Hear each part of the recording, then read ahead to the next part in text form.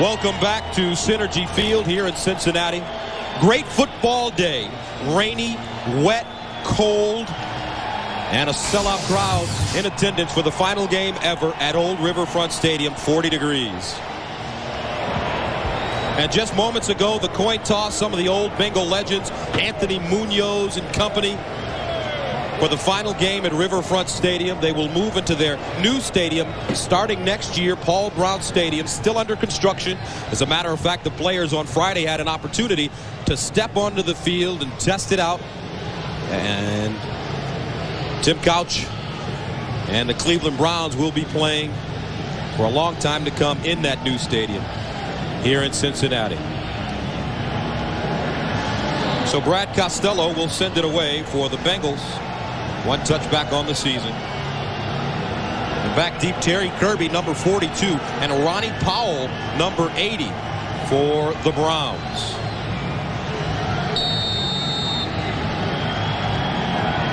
So we're ready to play the final game at Old Riverfront Stadium. And we're underway. Here's Powell from the 15. With the seam, burst through the middle and gets close to the 40-yard line. A return of 25. Greg Myers with the special teams tackle. That'll bring out Timmy Couch, who is the starting quarterback, only a rookie. Couch 18 for 29, 184 yards last week against San Diego. He set every rookie passing record in Cleveland Browns history, surpassing Bernie Kosar. And the kid gets better and better every game, Brent. He really does, Gus. And you see the big number there, 13 touchdowns, only 11 interceptions. Something unheard of in your rookie year to have a positive TD ratio. First down and 10 from the 37. They hand the ball off. Not a lot of room on the left side. Kareem Abdul-Jabbar carrying the football. He's the former Miami Dolphin. Stopped on the play by Michael Bankston.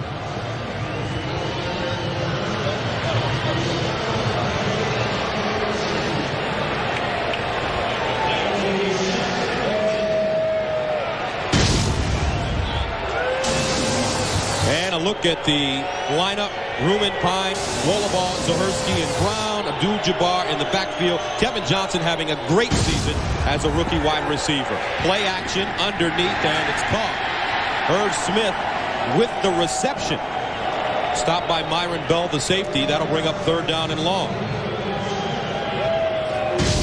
Defensively for the Cincinnati Bengals, they wanted to get a bigger body up front, so they're using a 4-3. And take a look at the linebackers, all in their second year. Foley, Simmons, and Spikes. And in the secondary, often criticized this year. Heath and Hawkins on the corners. Paul Bell on the safeties. 3rd and 7 from the 40.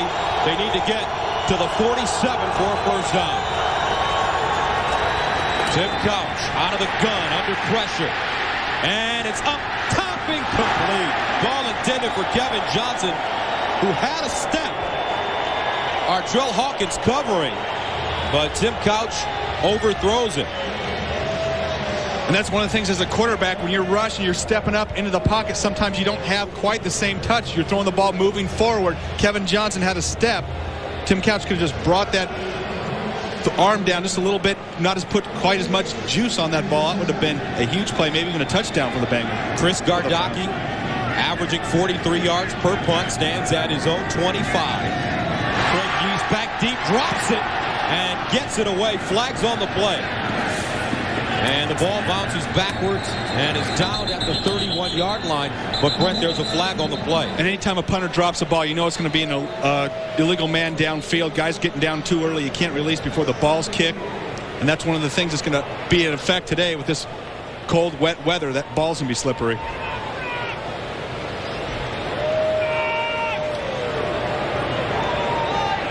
Ron Winter, 5th year, is your referee today. An eligible man on the kicking team downfield before the kick. The penalties declined. First down. So they decline the penalty, and the Bengals take over at the 32-yard line. Jeff Blake started the season as the #1 quarterback, was replaced by Akili Smith, their first-round pick. Akili went down with turf toe, and Blake is back in the lineup, and he has really been lighten the league up. He really since has. his return. It's been about pass protection, though, since he's come back. This Bengals offensive line starting to get some things done up front. Blake on first down sets up the screen, incomplete. Ball intended for Corey Dillon.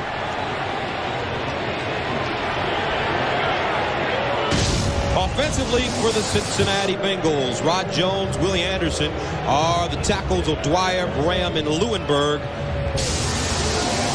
Backs and receivers, Corey Dillon closing in on 1,000 yards. Pickens and Scott have really turned it up at the wide receiver position. Tony McGee is the tight end. Bruce Coslett, 4th year as the Bengals head coach, 22 years in this organization as a player and coach. He was a former tight end. 2nd and 10 from the 32. They hand it off Corey Dillon with running room, and Dillon snakes down to the 36-yard line, picks up 4. Wally Rayner, the middle linebacker, with the tackle. Defensively for the Browns, they've been shuffling things around. Theory, Holland, Alexander, and McCormick.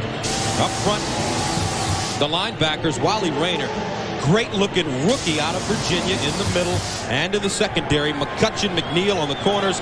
Fuller and the former 49er, Marquez Pope at safety. 3rd down and 6 from the 36-yard line. Blake out of the shotgun. Underneath, and it's caught. Darnay Scott turns on the juice and gets to the 40-yard line. Corey Fuller tripped him up, but it's a gain of 24 yards for the man that we talked to yesterday, Brent Jones, and he told us he's ready to go to the Pro Bowl. And watch Darnay Scott here. Releases inside, going against Fuller. That's what you want. Wide receiver versus safety. Comes across on the short crossing route. Darnay Scott doing a great job this year running after the catch. Spent a lot of time this offseason working hard. Carl Pickens was holding out. He thought he was going to come in, be the #1 receiver. And now the Bengals have 2 #1s this year, Scott and Pickens. 59 catches, 867, both career highs. The pitch to Dillon with the blocker, pops it outside, down the sideline. Corey Dillon running hard, and Corey Fuller makes the tackle.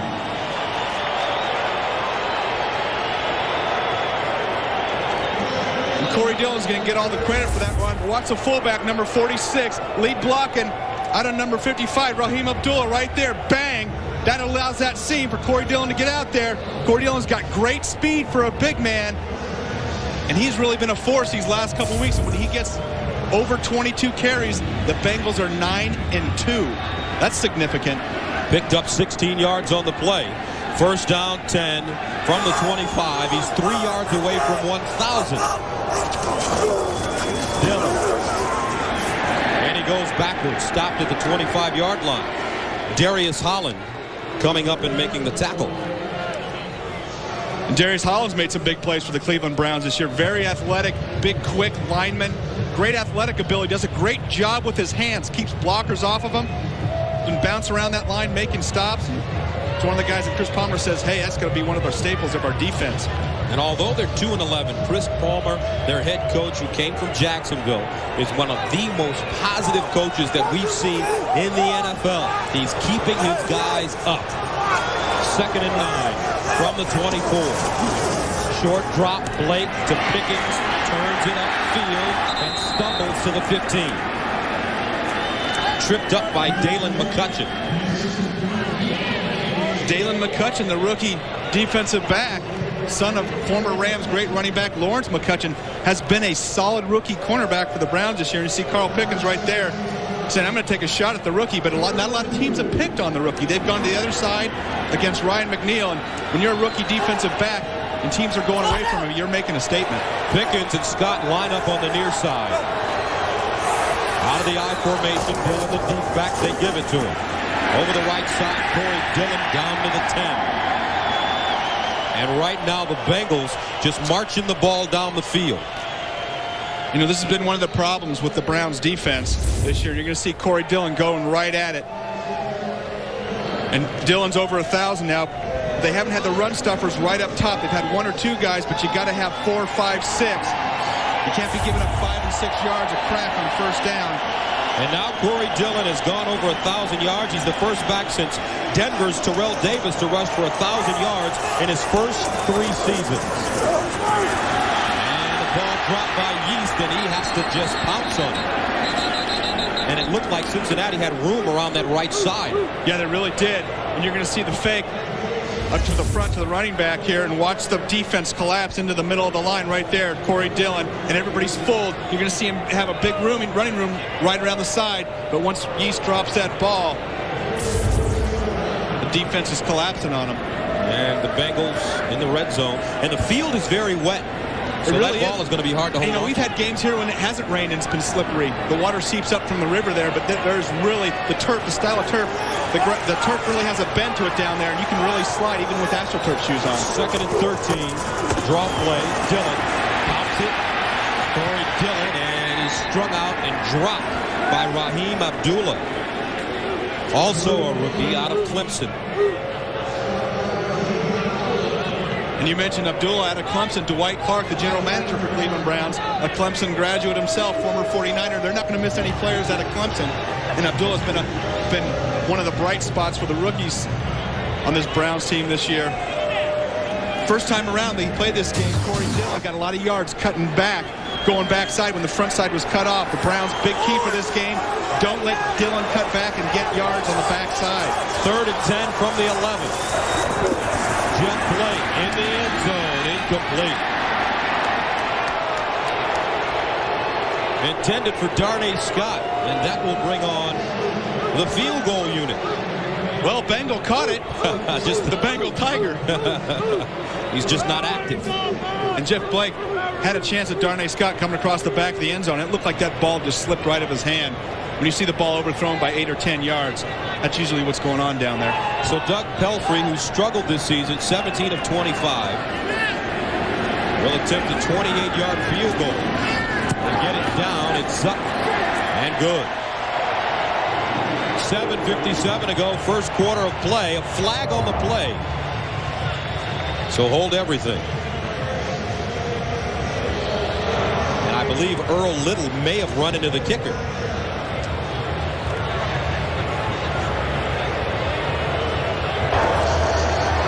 Running into the kicker, number 20 of the defense.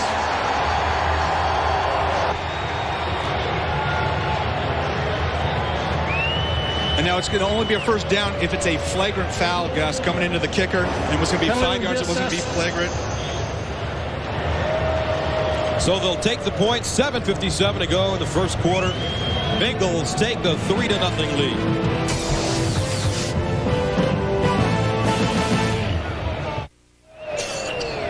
$7:57 to go first quarter, 3-0 Cincinnati on top of Cleveland. Is that Otis Sistrunk? University of Mars. Jay Lewinberg, another graduate. And the drive, 11 plays, 57 yards, 5.5 minutes. Because it was just running into the kicker, so they declined it. Had it been roughing the kicker, it would have been a personal foul, automatic first down. So the Bengals took the points. You don't ever want to take points off the board. Costello, short kick. And it's fielded at the 25-yard line. And they'll get it up to the 35. As Mark Campbell is ridden out of bounds, back up tight end. Return of 10. 7:46 to go. Here comes Tim Couch and the Browns.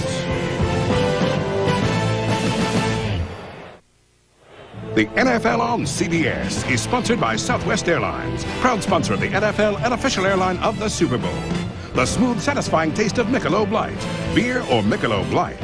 And by Chrysler, giving you back the romance of driving. Fountain Square in downtown Cincinnati. Kids doing a little skating. And the Bengals leading it 3-0. And my favorite guy, Santa Claus in a new outfit. That's right, Bengal Santa. First down and 10 for the Browns from their 34-yard line. 4-receiver package. Mark Edwards, the lone setback. Couch fires to the sideline, caught by Abdul-Jabbar, and he's driven backwards. Artrell Hawkins got to him first. Takeo Spikes second. The Battle of Ohio, an historic battle here in the National Football League. Both teams founded by Paul Brown, the legendary Paul Brown. And the Browns lead the series 27-25. They won They lost, rather, the first game of the season at home. 2nd down and 11 from the 33. Out of the offset eye. Handoff. Kirby lowers his head and gets maybe a couple. Kimo Von Olhoff. Flag on the play. Already Indianapolis with the lead over New England. And how about the Colts this year? Unbelievable. Boy, haven't they done a great job? 3-13 last year coming back. And that's something the Cleveland fans are going to have to really think about. The Colts were battle-tested last year, took it on the chin a little bit, but they turned it around this year. Holding. Number 72 of the offense. A 10-yard penalty. Repeat 2nd down. Peyton Manning, my MVP, if you consider the competition that he's played against in the AFC East. I know Kurt Warner may throw 40 touchdowns. And that's my MVP, so don't try to sell him short. I'm not selling him short. I like Peyton Manning, too. 2nd and 21 from the 23. Here comes the blitz. Couch sets up the screen, and it's batted down. John Copeland, great play. John Copeland looked like Karch Karai, just batting that ball down. Good volleyball knowledge right there. You're going to see John Copeland go over to the right side, usually playing on the left side. Chris Ruman, the 3rd string offensive tackle, taking a bat by John Copeland, and Copeland going right by him. And that left tackle position for the Browns has been tough since Lomas Brown went out. Scott Rayburg last week had trouble in San Diego, allowing for Chris Ruman to go ahead and start this week. 3rd and 21 from the 23. They need to get to the 44. Couch steps up in trouble. Michael Bankston.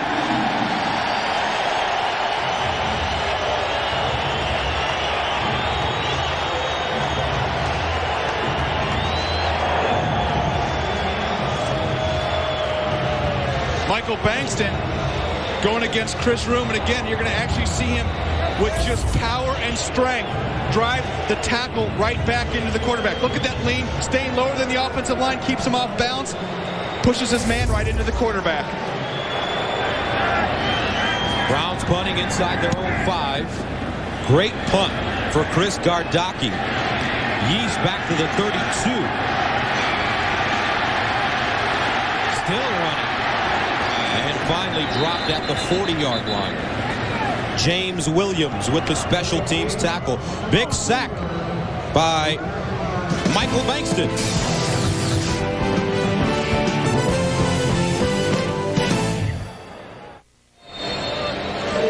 The standings in the AFC Central: Jacksonville, the class of the division, followed by Tennessee, who beat Oakland this week. Pittsburgh, Baltimore playing today, and Cincinnati and Cleveland. 1st down 10 for the Bengals from their own 39. The pitch. Corey Dillon follows his block and tiptoes out of bounds at the 42. Last week versus San Francisco, the Bengals scored 8 times in their first 10 possessions. Today they scored on their first possession, a 28-yarder. Monday on CBS begins with the King of Queens, followed by Ladies' Man. Then it's Monday's #1 comedy, Everybody Loves Raymond. Don't miss this hysterical all-new Christmas episode, followed by Becker and an all-new Family Law, Monday on CBS. And the early yardage totals for the Bengals, 60 yards, and the Bengal defense also doing well, limiting Cleveland only to -3. Here's Blake going for the home run down the field, hangs it up, and incomplete. Intended for Pickens, and he wants a flag. And yesterday, Brent, we talked to Darnay Scott about Jeff Blake's penchant for sometimes hanging it up a little too high. He throws that perfect rainbow, and sometimes if you got your man beat, you've got to sit and wait for the ball. Watch Carl Pickens this time. You have to sit and wait, make it a jump ball. And he didn't have a whole lot of room to jump there. He's thinking interference. But Darnay Scott says he talks to Jeff Blake all the time. Hey, just put a little less air on it. He said if he didn't put so much air on it, he thinks he could throw the ball 100 yards. That's Blake, far. 2 for 5 so far, 30 yards, 3rd and 7 from the 42. Here comes the blitz. Blake to the sideline, and it's caught. Griffin with the catch, and they give him a kind spot. Corey Fuller making the tackle, picked up 8 yards, 1st down Cincinnati. And Corey Fuller was all over Damon Griffin. Jeff Blake does a nice job by leading the receiver inside away from the defensive back. Griffin runs outside, little spot right outside versus zone. See the ball being led inside. Just enough for that first down. First down and 10 at midfield for the Bengals. Blake passing off first down. Over the middle, it is dropped. Holy mackerel. Wally Rayner, hot potato, just couldn't hold on. And that's exactly what you want as a linebacker. A tip ball, not tough, not coming at you too hard. Just pick it right out of the ground. Darnay Scott, you don't see him drop a lot of passes. Lets it get into his body. When it's wet outside, ball bounce right off your shoulders. Wally Rayner, he's thinking touchdown. Wally, catch it first, please. Okay, come on, grab it. Yeah, he thought he had it. He started to run. Second down and 10 for midfield. Blake drops the ball and falls on it.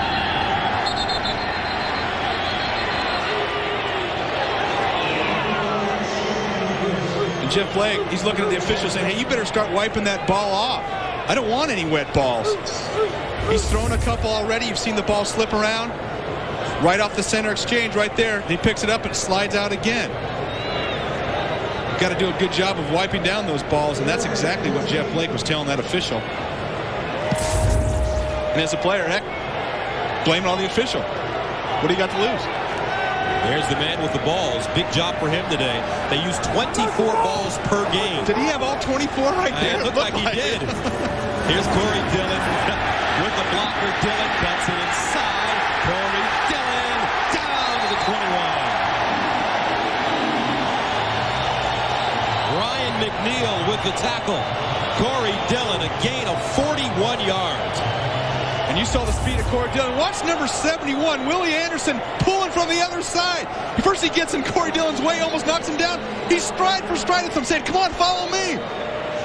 Misses a block, but getting that far downfield, those linemen say, hey, did you see how great I was looking step for step with you downfield? And you just need to get in the way. DBs jump out of your way. You count that as a block if you're a lineman. Dillon already 65 yards rushing. And he runs it over the right side. Fumbles. The Browns say they have it. No signal from referees yet. And they do. Wally Rayner jumped on it.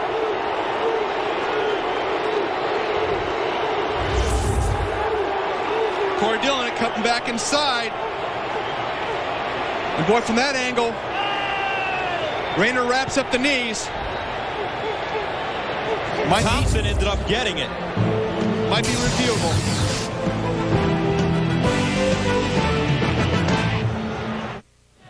The NFL on CBS is sponsored by NASDAQ, the stock market for a digital world, and by Microsoft. Where do you want to go today?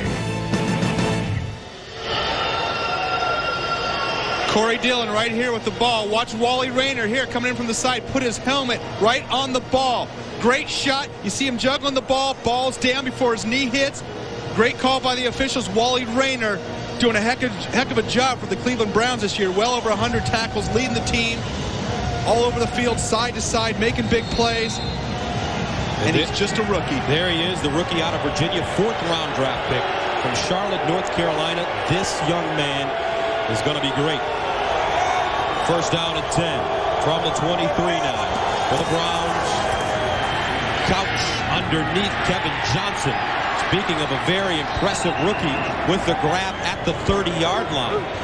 Kevin had 5 catches for 41 yards in their loss last week to San Diego. Also a touchdown. And he is the all-time leading rookie receiver in Browns history. And I really believe that he is the steal of the draft this year. And when you talk about stopping the Browns, teams go after Kevin Johnson every week. They say, we've got to stop him. And even on top of that, he's got 8 touchdowns, 768 yards. And he's the focus of their offense. That's what defenses try to do, to stop Kevin Johnson. So he's getting a lot of attention, but still making things happen. And they look down the sideline, incomplete. Johnson, the intended receiver, covered by Artrell Hawkins. And at the end of that play, it looked like Hawkins may have held it. I don't think the official saw it. Doing a little hand-to-hand combat. Take a look. And watch, after 5 yards, you can't touch. That's a push right there. That's after 5. That's another push. Hands, Look body. at That's what they call pass interference. Spoken like a true receiver. That's exactly right. They're just I always call them like I see them. I go the other way. Every now and then. Every now and then. 3rd down and 3 from the 30. Couch. Lets it go. Incomplete. Intended for Darren Shiverini. Rodney Heath there to cover. Shiverini's been a sure-handed receiver all year. We've seen the ball being slipped out of hands all day. Tim Couch with a nice touch. Puts it right over the defender, put it right in Shiverini's hands, and that's what Shiverini's saying right now. He's looking up at the board to see if he should have caught it. Hey, Darren, I say you should have caught it. Chris Gardocki standing at the 15-yard line. Left-footed punter gets away another beauty. East backpedals to the 19. Through the hole. Still running. Needs one block. Yeast rising. Touchdown.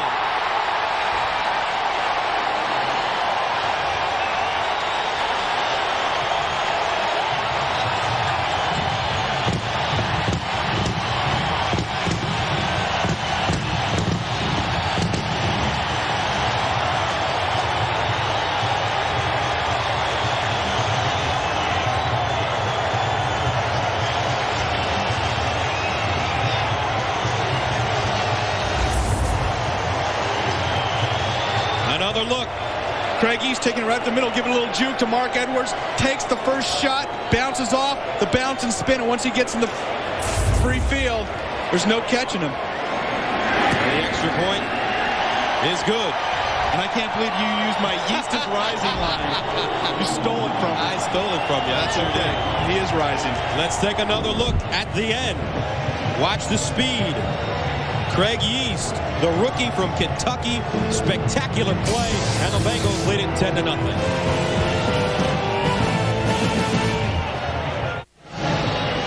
2:18 to go first quarter, an 81-yard punt return by rookie Craig Yeast. His second punt return this season. Short kick, fielded at the 20-yard line. Powell trying to return the favor, and he's chopped down at the 40. Let's take another look at the return. And watch Craig East set it up. You're going to see him go forward, give a little shake and bake, fakes out number 44, Mark Edwards. Marquis Smith, safety, contained right there, coming in, missing the tackles. A safety, you've got to make that tackle every time. And East is off to the races. Number 39 making a great effort, Marlon Forbes. But East was smelling end zone all the time. And his stock is rising, Gus. Tim Couch's teammate at Kentucky. First down 10 from the 42. Abdul-Jabbar. And Kareem is downed at the 44-yard line. Stopped by Myron Bell. Friday on CBS, the show that is fascinating America is back with an all-new episode. And someone is going to discover the truth behind America's newest secret weapon. And all new now and again, Friday, CBS. Second down and 7 yards to go from the 45-yard line. Ronnie Powell in at receiver number 80. Might be taking a shot downfield right here off play action. Here's Couch, and he does. Powell, caught, down at the 10. Gain of 46. Good call, partner. Hey, the speed receiver, Ronnie Powell, and we know that he likes to go deep. In that play action, you hope to freeze the safety. You see him working one-on-one versus Rodney Heath, the corner. Man coverage. He's taking off deep. And Powell just going right up by him. Does a great job adjusting to the ball, coming back. And Ronnie Powell, he's fired up about that. The speed receiver. First down, goal to go from the 10-yard line for the Browns. Abdul-Jabbar looking for room, and And he's tackled from behind by John Copeland, number 92. When they brought in Kareem Abdul-Jabbar here several weeks ago, they really thought that would get this running game going, replacing Terry Kirby, who's a great pass receiver coming out of the backfield, and I still think a solid running back as well. Kareem Abdul-Jabbar has not done for the Browns what they thought he would do for this running game, and a lot of that's been the offensive line. There really hasn't been a whole lot of holes opened up by this group, and that's part of chemistry, and they might need to draft a few guys, maybe bring in a few as free agents this next year, start opening up some holes. They're without Pro Bowler Lomas Brown because of a knee injury. Couch looking in the end zone, flares it out. Abdul-Jabbar smelling the end zone. Touchdown.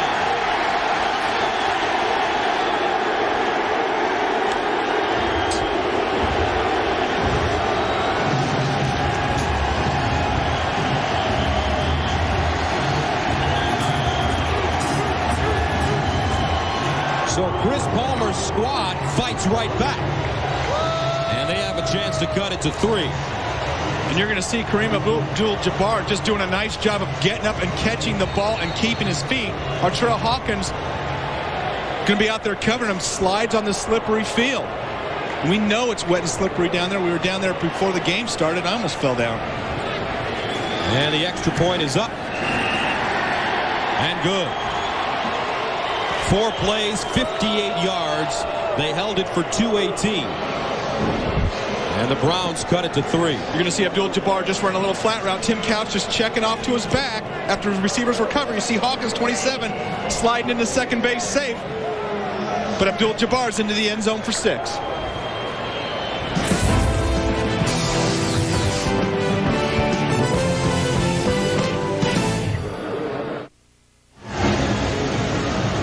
Start of the second quarter.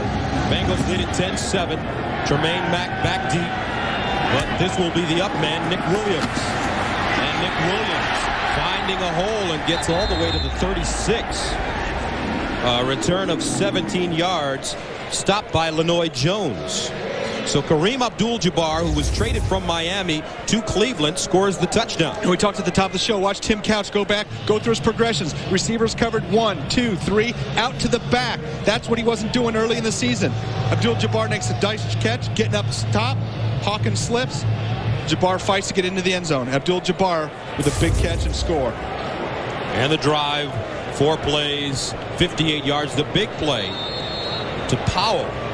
The speed's got him inside the 10-yard line. And we saw him check into the game, and we said, hey, take a shot now. Tim Couch was listening to us. First down from the 36 for the Bengals. Corey Dillon. And Dillon stumbles ahead to the 42, maybe 43. Tripped up by Hervin McCormick. When you see a running back getting 5, 6, 7 yards on first down, your offensive line is getting some things done up front. And a look around the National Football League. Buffalo and the Giants. Giants 6-6, trying to get into the playoffs. Injured player will be back to Cincinnati after this. Fans still supporting their Cincinnati Bengals. And the Bengals lead at 10-7. How about this? 30 years, same seats. Got to get an award for that. Thank you, Riverfront.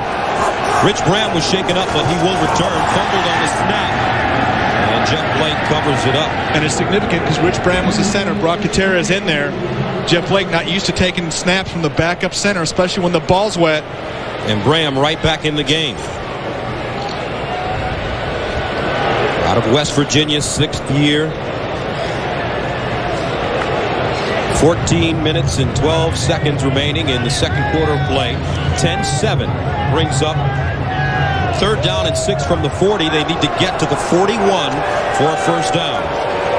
Dillon in motion out of the backfield. Empty backfield. Quarterback draw. Blake with the first down and some. Down the sideline. Jeff Blake with the burst of speed. And he told us that he likes running that ball. And there's a flag back here toward the line of scrimmage. Browns are pointing that they're bringing it back. It would have been a gain of 25.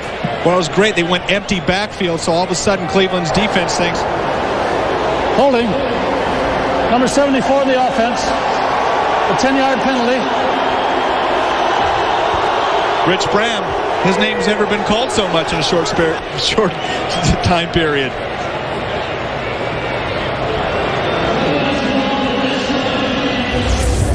Let's go back. Here's 74, Bram right here, getting downfield.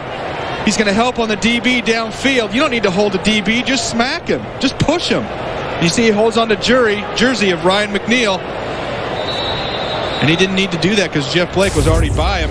Blake was telling us he loves to run the ball. That was a great job because with the empty backfield, that Cleveland defense thinks it's pass because there's no running backs. Jeff Blake took the snap and took off right now. So the penalty occurred downfield. They have the first down. Blake setting up deep in the pocket, and he flips it out of bounds.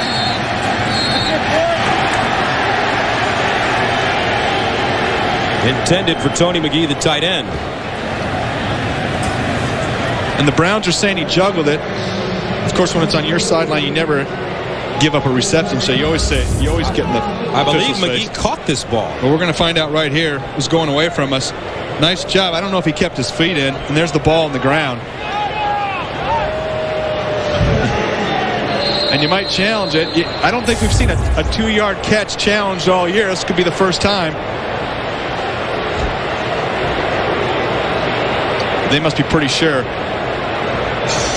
And I don't know if he caught it, and I don't know if he kept his feet in to begin with.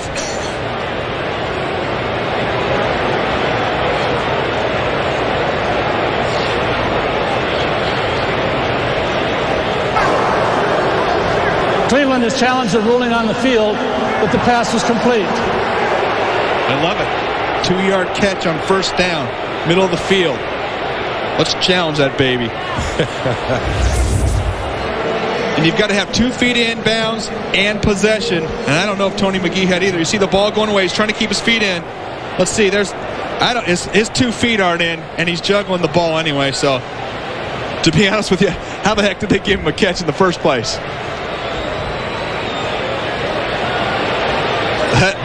You don't even have 1 foot in. There's no feet in. There's no catch. And looks like Cleveland's not going to give up their timeout for that 2-yard reversal. 42 calls have been overturned this season. What do you think about replay so far? You know, I like the replay system because I saw in San Francisco that there was a couple big calls that went against us when we didn't have the replay that would have been changed under replay.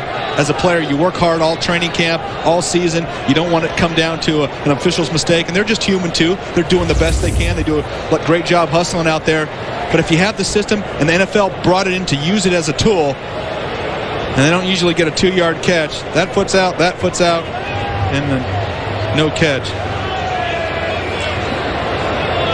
And we've talked about it before. You got to have 2 feet in once you catch the ball. There's the catch. There's no feet and still no feet. And maybe not even a catch.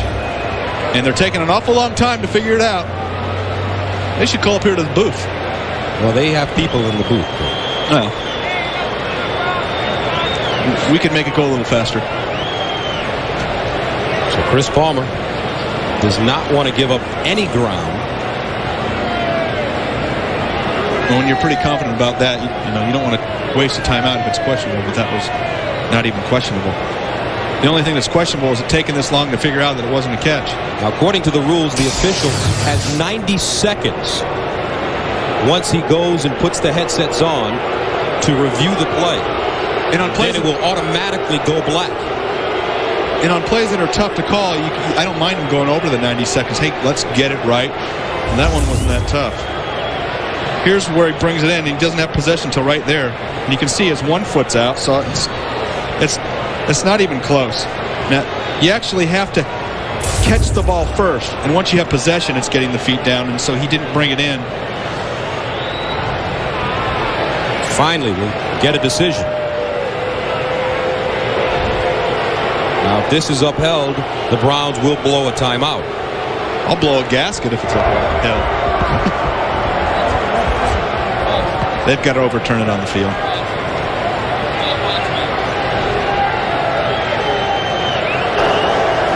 After reviewing the play, the pass is incomplete. Cleveland is not charged with a timeout. And according to the officials, the reason that the decision took so long was because they were checking the positioning of the ball and the down and distance. Here's an idea. Let's go back to the first down marker. It was first down. 1st and 10. Now it's 2nd and 10. 2nd and 10 from the 46. Dillon breaks it back. Corey Dillon down the sideline. Dillon out of bounds at the 4. What a run for Corey Dillon. A gain of 50 yards. And what a great job at the end of the play, trying to keep his feet in bounds and get into the end zone. You're going to see Corey Dillon. They had a lot of trouble with the cutback. We talked about it early. Look at the cutback. Look at Rod Jones, number 60, pushing the guys downfield. And Dillon is gone off to the races. Safety has to make that tackle. Just steps out of bounds. And Corey Dillon has that breakaway speed. And you're going to see him come right down, just step out of bounds at contact right here. This next step right there. Just gets his foot on the line. Great effort trying to stay in bounds, get into the end zone. Grabbed a face mask in the process. Corey Dillon has 10 carries, 120 yards, and we have 12 minutes and 58 seconds to go in the 2nd quarter. And we haven't seen the Browns yet stop that cutback. And a timeout on the field, charged to Cleveland. 12:54 to go. Cincinnati knocking on the door once again. The NFL on CBS is sponsored by 989 Sports. Made by the pros, played by the pros. Zales, the Diamond Store. And by Campbell's Chunky, soup that eats like a meal. And welcome back to Cincinnati, Synergy Field, formerly Riverfront, the final game ever at old Riverfront Stadium. They'll move into the new Paul Brown Stadium next year. Corey Dillon already a big day running the football. Bengals have it, 1st down and goal from the 4-yard line. Dillon again. Corey Dillon. And he almost got in. They're going to spot it at about the 1-inch line. Ryan McNeil made the tackle. The referee spotting the ball, where the ball is when Corey Dillon's knee hits the ground. And that was close because he rolled into the end zone. We're going to get a chance to look at it here and see Dillon cutting right back across the field. Knee hits right there, ball's down. His knee hit right back here. Good call by the officials. Inside handoff, touchdown. Gross. The fullback. And the Bengals go up 16-7. I like that. Give the big fullback some credit. Give him a shot in the arm. Let him get in the end zone. Doing a nice job blocking for Corey Dillon. Making some big plays out there. Look at that. He's hanging on to the ball. He's going to keep that one. Playing collegiately at Texas A&M. And Bruce Coslett has the Bengals marching it up and down the field. 16-7, they lead.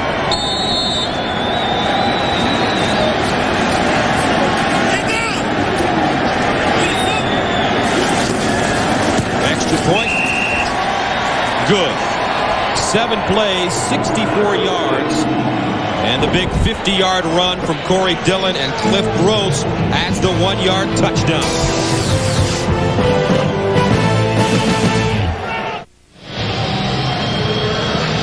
Cleveland at Cincinnati from Synergy Field in downtown Cincinnati, Ohio, where the Bengals lead the game 17-7. Gus Johnson along with Brent Jones. The battle for Ohio. There's a squib kick, and it's picked up at the 32-yard line and advanced to about the 42-yard line. Roy Barker running the football. And Corey Dillon having an outstanding game already. 11 carries, 123 yards. Needs a rub down already. His 13th 100-yard game. The most yards he's ever rushed for, 246 versus Tennessee in 97. Well, if he keeps getting the ball, he's got a shot. We still have 12 minutes in the second quarter. First down for Cleveland from the 42.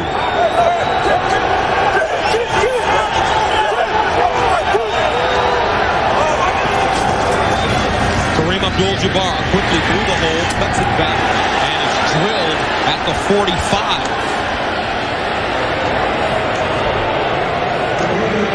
Gus Johnson along with Brent Jones. Corey Dillon really running the football well. He gassed him the first game with that cutback, and you see how he sets it up. He goes to the strong side. The Browns over-pursue very aggressive defensive linebackers, and all of a sudden he cuts it back, and there's nobody there, and he's got the speed to hit that hole and get through there and get downfield. How do you stop something like that? Well, you've got to be disciplined on the defense, and it wasn't like they didn't see this the first time around. Those linebackers and defensive ends know he's going to cut back. They got to stay at home. Tim Couch hit as he throws the ball. Incomplete. Michael Bankston again getting back there. Steve Foley got to him that time. You hear about Simmons and Spikes all the time. Steve Foley does a great job. Bowls over Kareem Abdul-Jabbar, and Bankston and him getting back and putting pressure. And Foley, the unsung linebacker, has really been making some plays. Has great speed, great range. Has a real knack for pass rushing. 3rd and 7 from the 45. They need to get to the 43.5 for a first. Couch. Kevin Johnson won't get there. Rodney Heath jumped on his back and rode him out of bounds.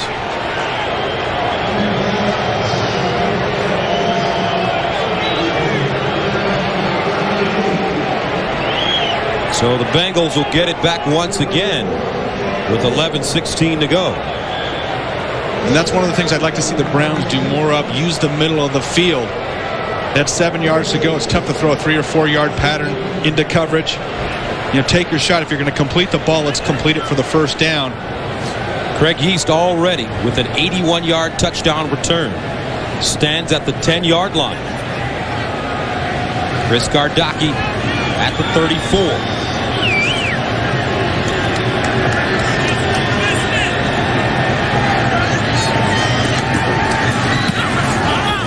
Wobbly kick. Yeast allows it to bounce, and the coverage team downs it inside the 5. Raymond Jackson.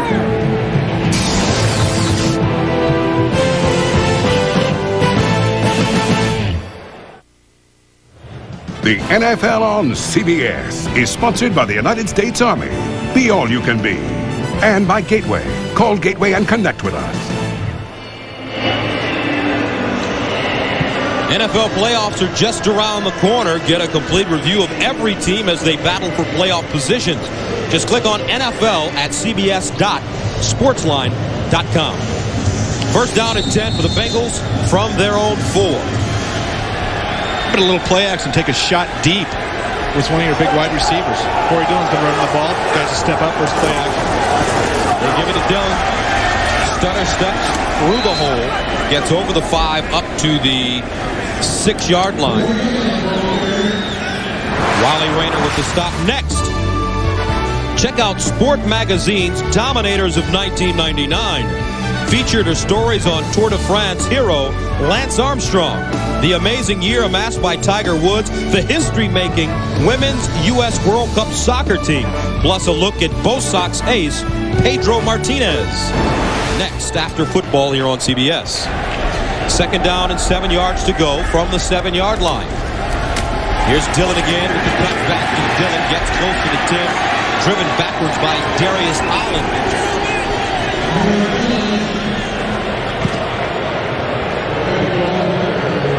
Darius Holland's made a couple plays there on cutbacks, and that's what you've got to have across that line. The rest of those guys really have to step it up. Corey Dillon already over 100 yards. 13 100-yard games on his career. He's rushed for over 1,000 yards in this game for the season. 128 yards. 3rd down, 4 from the 10. Jeff Blake, pump fake. Incomplete. Intended for Darnay Scott. And the Bengals will have to punt it away. Cleveland with a chance to get good field position. And they hadn't made a lot of big plays on special teams this year. Down on the ball inside the 5 was big.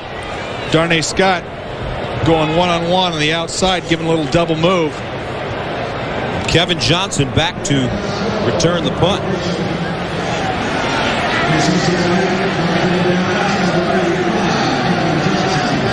He stands at midfield. Brad Costello, 5 yards in his own end zone. This is a short punt. Johnson gets away from it, and it takes a Cincinnati bounce out of bounds at the 46. A 37-yard punt. So the Browns will start inside Bengals territory. Next Saturday at 4 p.m. Eastern. It's an in-state clash when Denny Crum's Louisville Cardinals battle Tubby Smith's Kentucky Wildcats in a bluegrass bash right here on CBS. That's tough to say. Yeah, that was bluegrass bash. That's Still right. Can't say. Yeah, that's it. First down and 10 from the 47-yard line. And Tim Couch calls timeout. 9:20 to go, second quarter, 17-7 Cincinnati.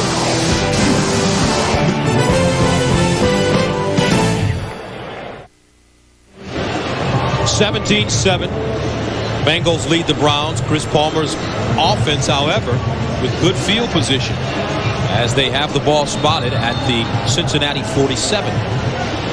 Got all his plays there covered in plastic so the weather doesn't affect him. First down from the 47.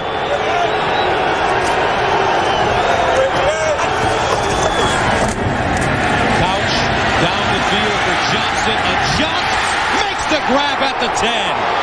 Kevin Johnson beat Rodney Heath, and that ball was thrown short. And something that you just can't teach rookies is to be able to adjust to the ball. You're going to see Tim Couch lay it up there. Rodney Heath right with Kevin Johnson. Kevin Johnson stops, comes back inside, does a great job adjusting. Watch it. And he does a nice little pull by. Watch a little push, arm over. That's incidental contact. A gain of 36 yards. This young man, awesome. Played collegiately for Paul Pasqualoni at Syracuse. Donovan McNabb was his quarterback. First down and 10 from the 11. Couch into the end zone. Nobody home. Incomplete. No flags on the play. And Tim Couch was throwing it to a spot. Kevin Johnson trying to work the post corner. Went too hard to the post and slipped inside. And Tim Couch was getting pressure and just threw it back out there. And we talked at the top of the show, just so impressed with Couch and Johnson. They're going to really have a great time this offseason, a la Peyton Manning and Marvin Harrison last season. Peyton told us they went every day, went with a new play every day, worked the nuances, and that's what those two are going to have to do. They've got a great chemistry already. It's going to look great here this next year. Second and 10 from the 11. And they stay on the ground. No room up the middle. Fumble. Bengals get it back. Mark Edwards couldn't hold on to it. The first turnover of the game for Cleveland. And that one is a killer. That really is a killer. Because Cleveland was driving back down, having some momentum. A touchdown there would have brought him within 3. And you're going to see Mark Edwards pound the ball right up inside. Usually the fullback, pretty sure-handed. He's got one hand on the ball. Kimo von Oelhoffen getting his helmet right on the ball. And Cleveland's had a tough year this year with negative momentum swings. John Copeland coming over here. There's the ball popping out right there. Von Oelhoffen. Now watch Copeland. There's the ball down underneath the 5. They take over at the 11.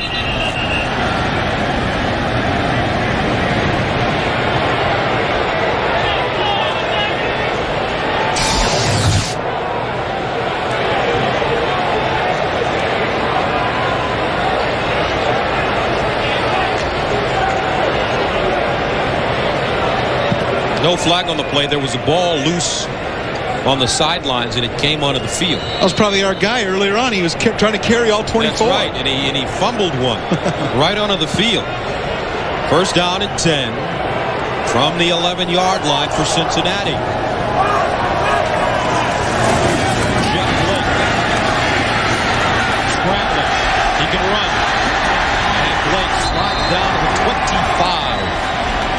McNeil covers him up, but it's a first down for the Bengals.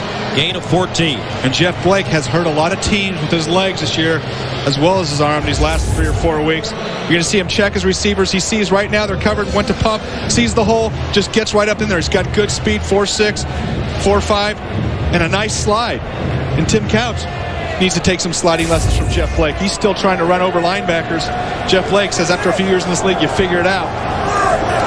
First down for the 24. Short drop, fires, caught, Pickens. And look at him turn on the Jets. Carl Pickens down to the 40. Picked up 36.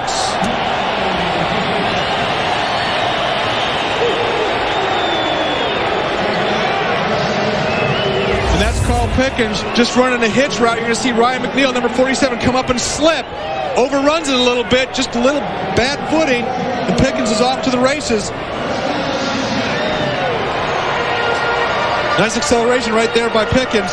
Gets downfield, cuts it back inside. McNeil, though, got up, got back, and came back down the field to make the tackle. First down from the 41. Draw play. Dillon shredding through the Cleveland defense. Gains 8 yards. And the umpire went down. That's Ed Kukart.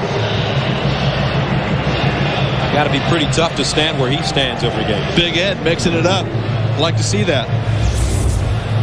Here he is right here. Can he make the tackle? Let's see it, Ed. Here comes He's going to get pushed Dillon. in the back, get from the side. Oh, the old knee chop.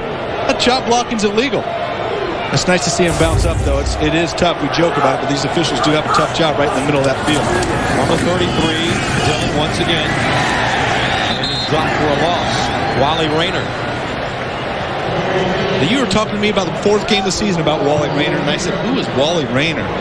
You're so proud of yourself right now, because I agree with you. I've watched him on film. He is all over the field. And it was enjoyable talking to this young man yesterday. Said his heroes were Lawrence Taylor, Dick Butkus, Chris Spielman. Learned a lot from the short time that Chris Spielman was with the Browns. Told him it was so important to watch film and dissect it. He said Spielman taught him how to watch film. And that's really the big difference between college and pro, he said, is dissecting your opponent. Third down and 4 from the 35.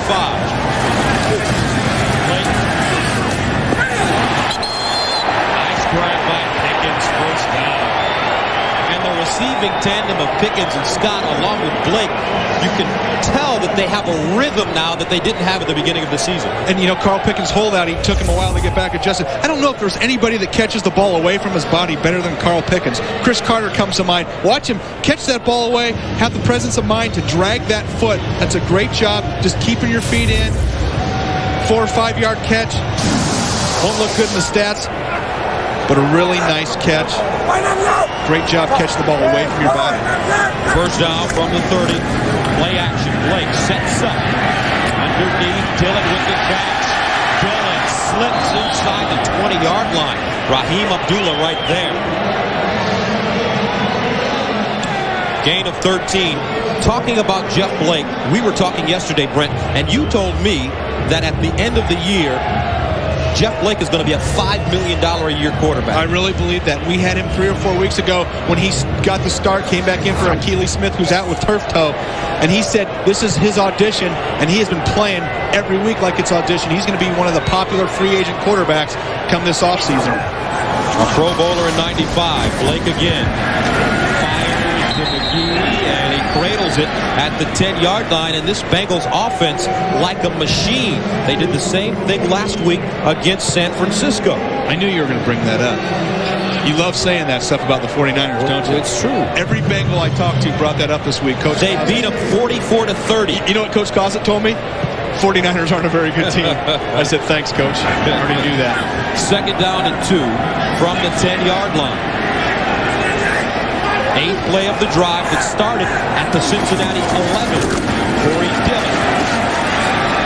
And Dillon gets to the 8. Irvin McCormick. And there he is, getting ready to collect on that $5 or $6 million. There's been some talk here around Cincinnati about maybe putting a franchise tag on him. I don't think Mike Brown does that. And Jeff Blake told us yesterday, in not so many words, I don't want to be back here next year. And he was pretty blunt about it. He's been in Cincinnati for 6 seasons. going to the Pro Bowl in '95. First down and goal from the 8, and look at the Bengals. They are destroying Cleveland so far in total yards.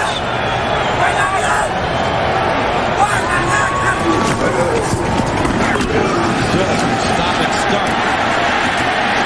And he's dragged down at the 2.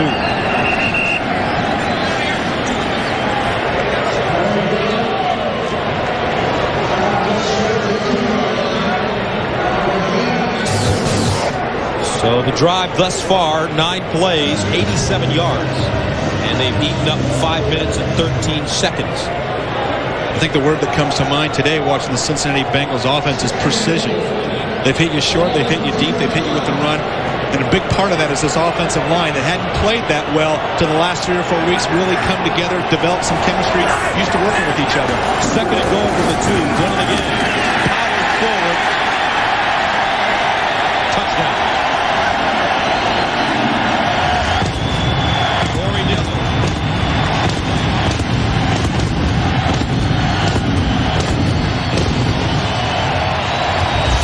And you're going to see Corey Dillon just put his head down and take all 225 pounds of mean and lean forward and just smash the inside of that Cleveland Browns line. First touchdown of the game for Dillon. He has 3 on the season. And Bruce Coslin smiling on the sidelines. And the ball, they slip the snap. And it is incomplete. Ball slips out of the hands of Costello. Doug Pelfrey almost got killed. Yeah, he made a catch and got more than he bargained for. 7 or 8 guys jumping on top of him. Here's a look at the touchdown. Corey Dillon, great combination of size and speed. Look at that forward lean. Just breaks the plane right there. No, he didn't. What do you mean, no, he didn't? Didn't look like he did. That was pretty close. Nobody's challenging it. 2 minutes and 34 seconds remaining in the second quarter of play. It's all Cincinnati.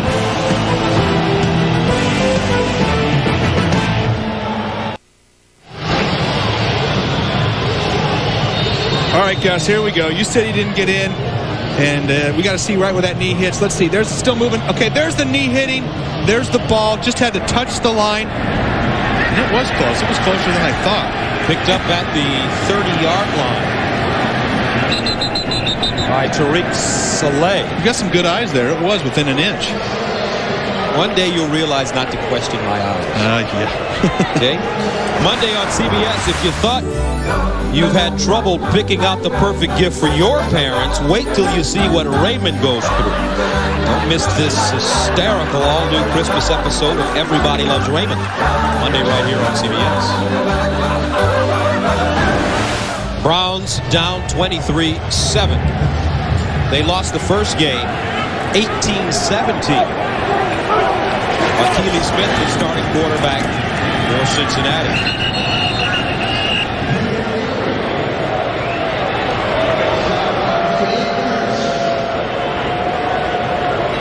Rain really coming down here in Cincinnati, Riverfront Stadium, the old Riverfront Stadium, now Synergy Field. Final game ever. Edwards out of the backfield. Steps out of bounds. That will bring us to the 2-minute warning.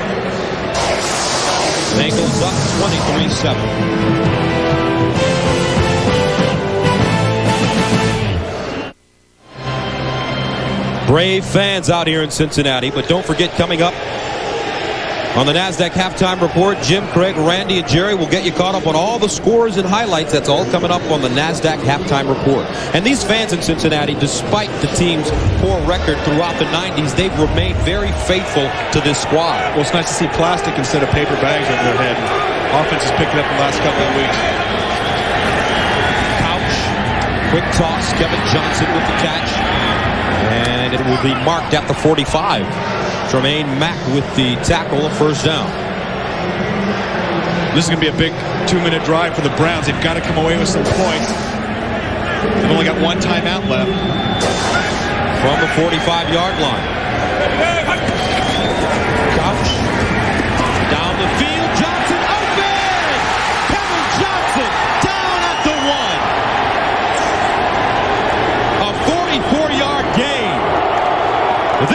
can play. And going against Tremaine Mack, whose natural position is safety, they think that's a mismatch, and I think so. And he doesn't do anything, just gives him a little move inside and runs right by him. Tim Couch putting them right on his chest.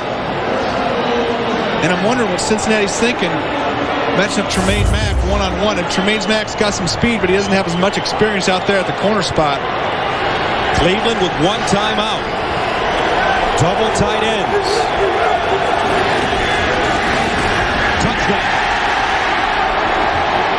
Terry Kirby.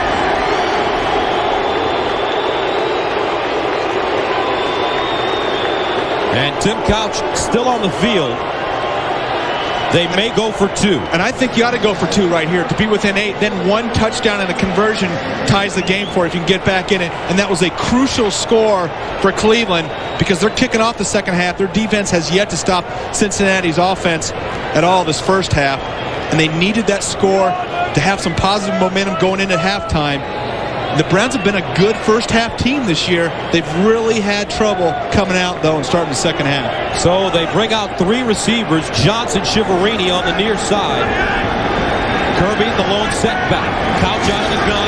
Here comes the blitz. Quarterback draw. He gets in. And jams it. Tim Couch, some intensity right there.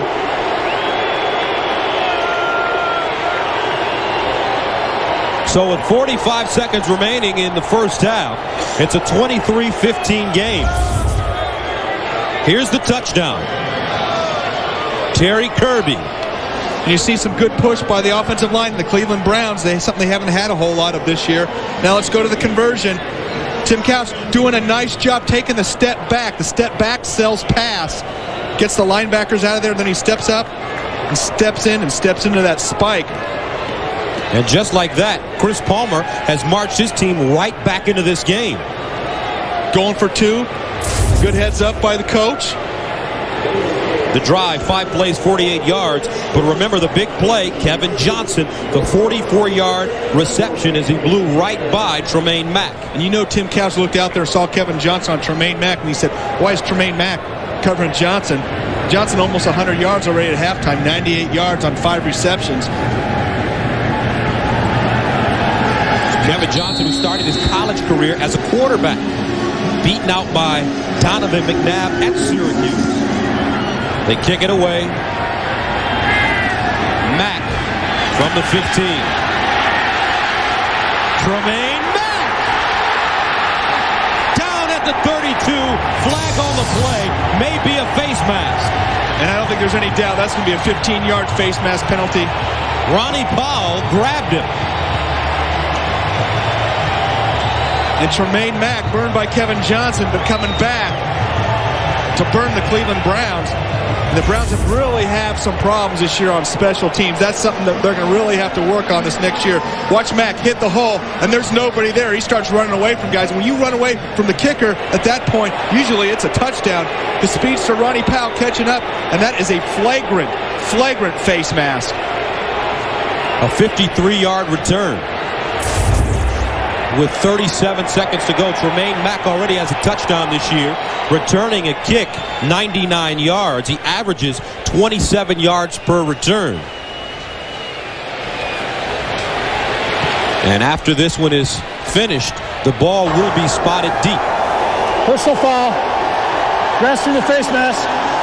Number 39 of the kicking team. Penalized 15 yards and a first down.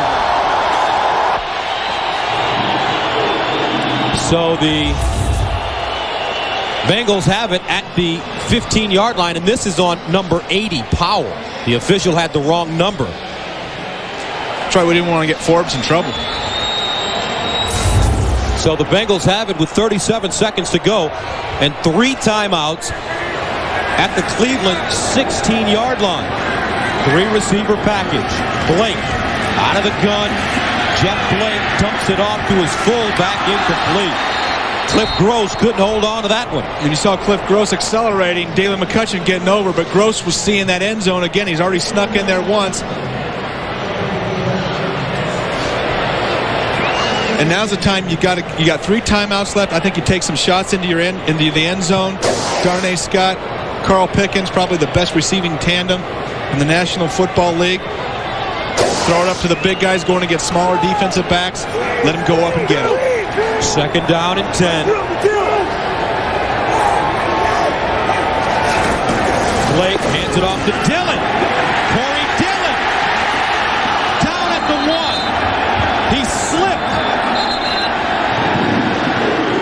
Timeout Cincinnati. And Corey Dillon having just a huge first half. Watch Jeff Blake set up the pass, takes a couple steps back before handing it inside on the draw to Corey Dillon. Big hole, Brown's expecting pass. And Dillon went to cut back inside, take one more step, he would have had a touchdown. Great job selling the pass by Jeff Blake. And watch Dillon try to cut back right here and just slips down. Corey Dillon, 19 carries, 161 yards in the first half of play. And he's saying they cannot stop me. Keep getting me the rock. Young man from Seattle, Washington, played at Washington after going to a junior college, second-round pick by the Bengals. Really like his attitude this Great year. attitude. Isn't it great? And last year, he even told us he was defiant last year, a little bit of a rebel. Really changed his work habits, wanted to be more accessible to the press, to the media, wanted to be more of a team leader. Corey Dillon acting like a true professional this season. First down, goal to goal from the 1. 2 timeouts remaining for the Bengals. Out of the offset eye. Corey Dillon cuts it back.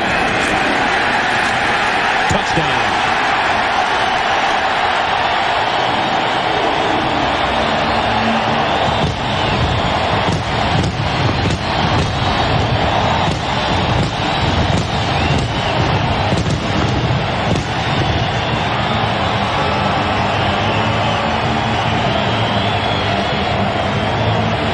So with 15 seconds to go, Cincinnati has taken a 29-15 lead.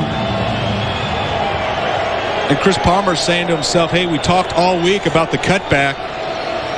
And that's exactly what Corey Dillon did right there. Only had 2 or 3 yards to go. But that backside of the defensive line is collapsing too much to the strong side, allowing Dillon to just stop, cut back, put his head down and get some big yards.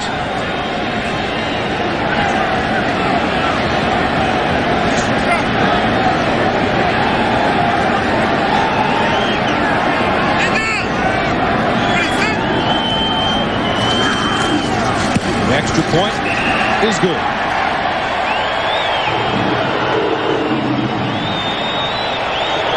So with 15 seconds to go, Corey Dillon, 20 carries, 163, 2 touchdowns. Watch number 46, Cliff Gross, the fullback right here, come in and seal the backside. Watch the defensive end pitch down. He's going to drive him inside. That allows for the cutback. See him pushing his man inside. Watch Dillon cut back. Big hole, sticks his head down, right into the end zone. That's the cutback. You can't give that up. You can't get blocked down. You can't penetrate. Nice job by Gross.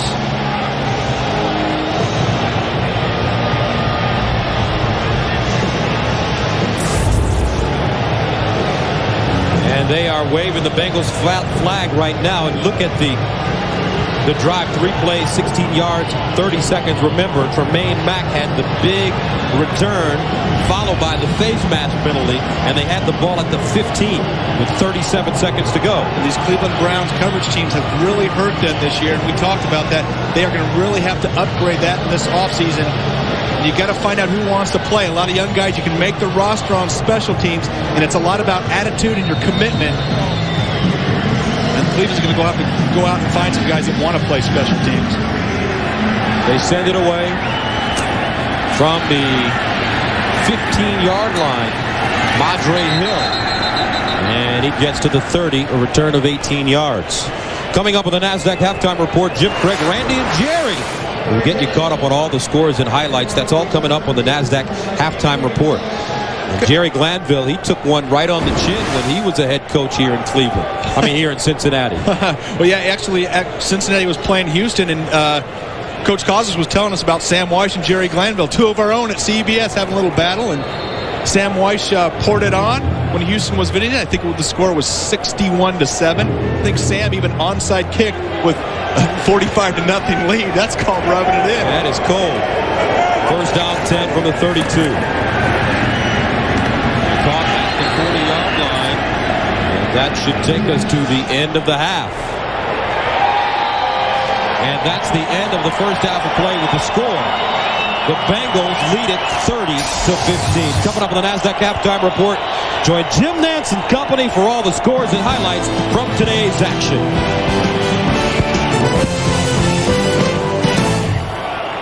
Exciting first half to watch, and the Bengals offense, they look awesome right now. A lot of big plays. Corey Dillon running all over the Cleveland Browns. But how about those return yards that the Browns gave up? And I think that was the key.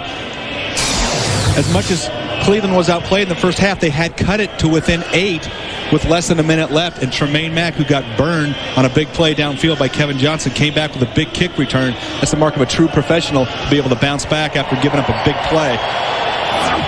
And let's take a look at the big plays. First, Craig Yeast, 81 yards. Nice spin move after first contact. You see him come down here. He's going to get lassoed in the back, keep his feet, keep on rolling right into the end zone.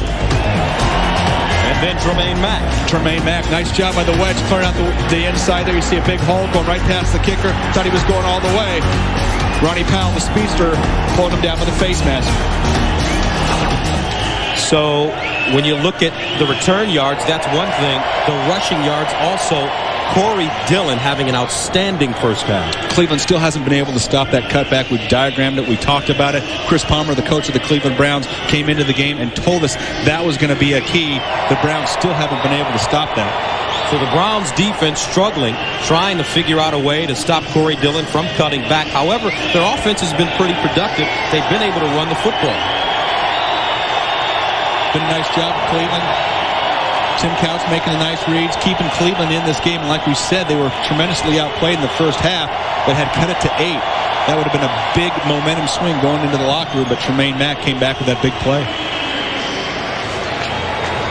So the last game here at Riverfront Stadium, the old Riverfront Stadium, now Synergy Field. Anthony Munoz, one of the greatest offensive linemen to ever play, part of the ceremony, and other Bengal greats.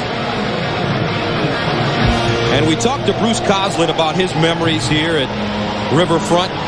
He's been here for 22 years as a player and coach. And Sam Weish saying, you don't live in Cleveland, you live in Cincinnati, during a game in which they were taking on Seattle, and people were throwing things on the field.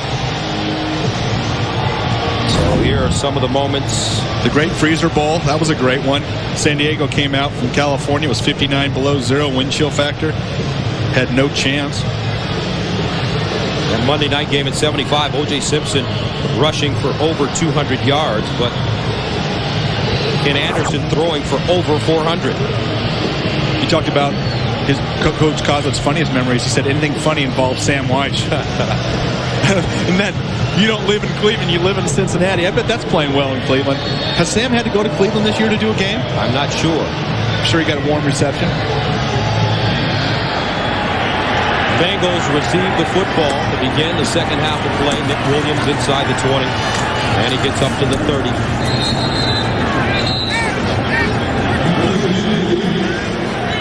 And we've been talking about Sam Weish against Seattle when he coached here. This is Bruce Coslett's favorite moment. Check it out.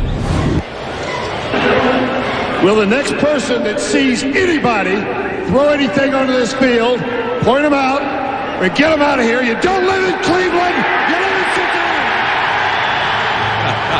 And I'm sure the people of Cleveland don't appreciate that, but a favorite moment for a career Bengal. As long as they know he said it, not us. That's right. First down and 10 for Cincinnati from the 31-yard line. Jeff Blake underneath, and the ball is underthrown, intended for Darnay Scott. Raheem Abdullah, closest man to the football for Cleveland. And Jeff Blake shaking his hand. He might have hit it on Derek Alexander's helmet. Alexander gets a lot of pressure back there.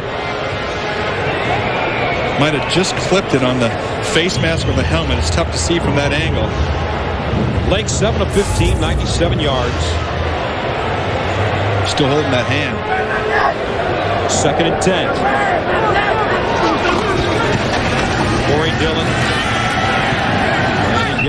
35. Abdullah again with the tackle. That'll bring up third down and about 5.5. Watch Derek Alexander, number 94, right here. See if Jeff Blake doesn't just go ahead and just graze the front of his hand. I think he probably just caught his face mask, finger in the face mask when it was cold weather. Boy, that really stings. Brings up third down and 6 from the 35. They need to get to the 41.5 for first down. Blake dumps it off the screen. Corey Dillon looking for the first down. He has it. A gain of 8. Corey Dillon getting some help from big number 58, Jay Lewenberg. Watch the guard push his man inside, get outfield, get up, make a block right here. Oh yeah, a little cut block. Going low on Corey Ford. It's nice to see a big lineman not get juked out. Corey Dillon appreciating that. Getting up, getting the first down. From the 43. Play action. Blake down the field for Darnay Scott. Incomplete. Flag on the play. Pass interference on Ryan McNeil.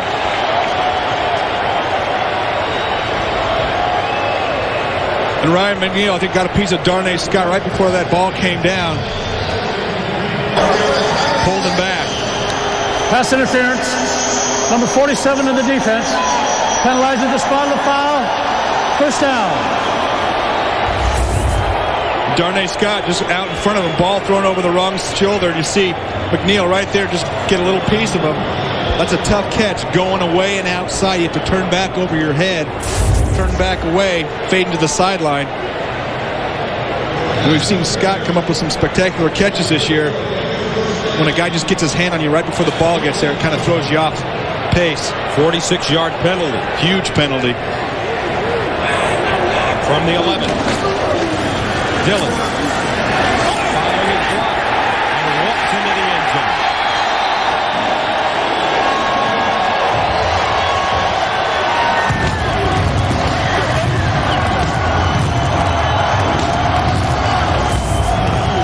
Browns have yet to find an answer for Corey Dillon. Watch him wait, set up his blocks. He's going to get through the hole. Then watch him push his fullback, Cliff Gross, right here. Hey, go get that guy. Pushes him. Gross sees Fuller, goes up, makes the block. Dillon walks right into the end zone. Third rushing touchdown for Corey Dillon on the day. And here's the extra point. Bengals take a 36-15 lead.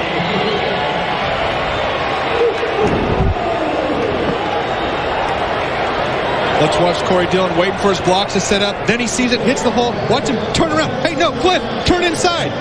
Gross on Fuller. Nobody touches Dillon. They've yet to find a way to stop him.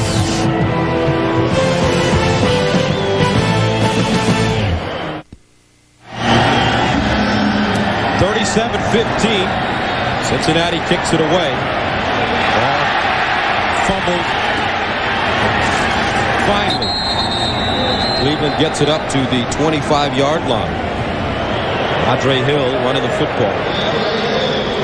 The all-time rushing games in Bengals history, Corey Dillon did it in '97 when he rushed for 246 yards against Tennessee. He still has 2 quarters to go and has 177 yards right now. And like we've said, they have not stopped him yet. And if he gets enough carries, he's definitely going to make a run for that record. First down and 10 from the 25. The all-time record, Walter Payton, 275 yards in 1977. Incomplete. He did it against Minnesota. That ball almost intercepted Campbell. Didn't hold on. And Artrell Hawkins almost picked it up. Mark Campbell coming across in the crossing now. He's got the linebacker beat. It's tough. Ball right into you. You're going to get collision. Hawkins almost scoops it right off the turf. Mark Campbell been pretty reliable this year as the second tight end for the Cleveland Browns. Got to hang on to that ball. Second and 10 from the 25. Somebody jumped off sides. Von Olhofer. Tim Couch going with a little hard count, trying to draw the Bengals off sides. And a look around the NFL. Indianapolis leading. Prior to the snap, encroachment, number 67 in the defense, a 5-yard penalty, remains second down. And one thing, whether you love Mike Brown or you hate Mike Brown, you have to credit him because he has been loyal to the city of Cincinnati, had opportunities to, was approached about moving this team a number of times, but he remains in Cincinnati. He's not popular. However, he is a very loyal owner to this city. Couch. Intended for Edwards. 12 minutes and 53 seconds remaining in the third quarter of play. The Bengals lead the Browns 37-15. It's the final game at Riverfront Stadium. Now Synergy Field. They will be moving into the new Paul Brown Stadium to begin the season next year. A lot of great memories. The organization going to 2 Super Bowls. 3rd down and 5 from the 30-yard line.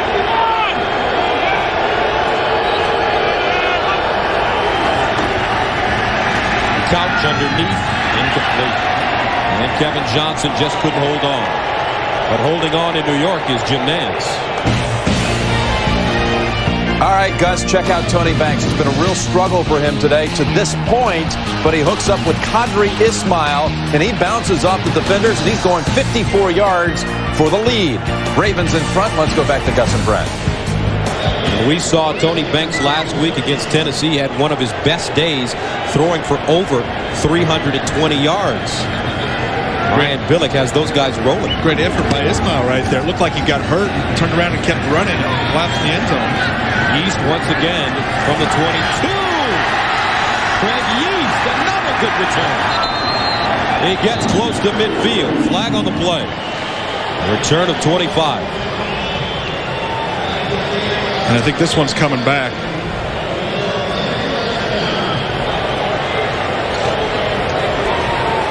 And an illegal block called against Cincinnati. 12:36 to go. 37-15.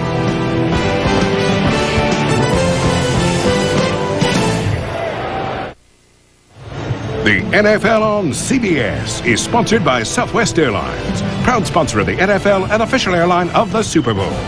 IBM, are you ready for e-business? And by the new redesigned Saturn S-Series. Last week, Joe Namath's guarantee in Super Bowl III was voted the NFL's most memorable moment, the 8th most memorable moment in NFL history. This week, find out what's number 7, only on NFL.com. So the Bengals leading the game 37-15. Take over at the 17-yard line.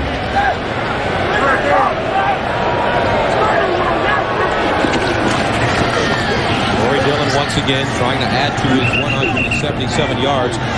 He gets to the 20. And speaking of memorable moments, Brent, how about the Freezer Bowl? 1982, January. 60 below wind chill. And look at the offensive linemen. They don't even have on undershirts. No sleeves, going for the psych for San Diego. And San Diego was cold. Bruce Cousin told us Dan Fouts couldn't even throw the ball. And the Bengals were en route to their first ever Super Bowl. Corey Dillon running the football again, gets to 25.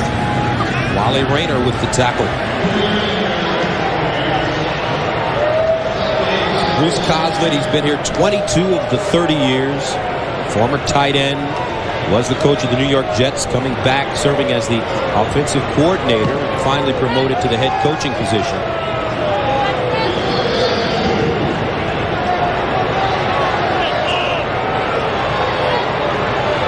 So 3rd and 2 from the 25. Lake, incomplete. Another opportunity. Corey Fuller, ball hit him right on the numbers, but couldn't hold on.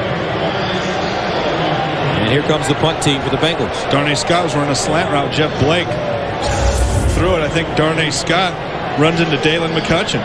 Could have been offensive interference. Knocked McCutcheon down. And Corey Fuller been a big play. He's got to hang on to that.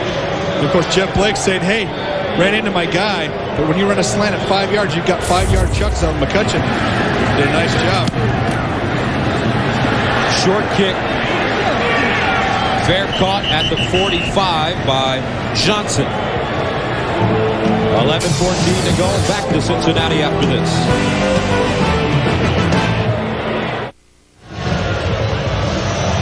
$11-14 to go, third quarter. Jeff Blake on the right. Akili Smith, their first-round quarterback, on the left. He's been suffering with turf toe, but he was the starting and winning quarterback in the first game between these two. First down from the 45 for Cleveland. Tim Couch under pressure. He goes down. Takeo Spikes. Flag on the play. And they've been holding in the secondary. Myron Bell was all over Irv Smith. And it's against Cincinnati.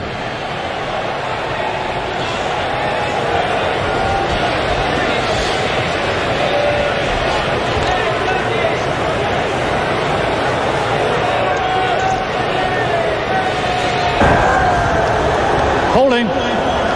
Number 85 of the defense. A 5-yard penalty. And a first down.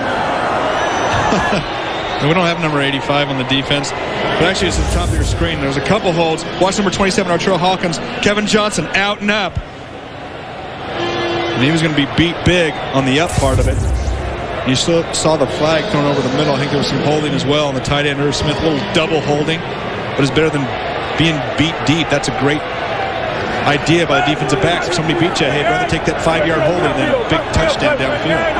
From midfield, Couch down the sideline. Nice throw. Great catch, Kevin Johnson. Johnson and Couch, what a combination so far. 24-yard gain. And this is a throw that Tim Couch wouldn't have made early in the season. Going against a double zone. Johnson going outside. There's a nice little seam between the corner and the safety. Between Heath and Hall, and Tim Couch makes that throw. He wouldn't have the confidence earlier in the year to make that throw versus a 2-deep coverage. Kevin Johnson throttling it down in that dead area between the corner and safety versus that 2-deep coverage. Man, that's something that you just can't teach rookies. And there's two, quarterback and wide receiver. Johnson again, and this time he is ambushed at the 35-yard line by Takeo Spikes. And the ball down. So the Browns lose yardage. Takeo Spikes on the blitz right through the A gap, right between the center and guard. Nobody blocks him. Almost takes the handoff. Kevin Johnson's thinking to himself, have you ever barely seen got that ball. Have you ever seen that? Somebody actually take the handoff? No, but I've seen Junior Seau come close more than a couple of times. Second down, 16 from the 32. They need to get to the 16-yard line for a first.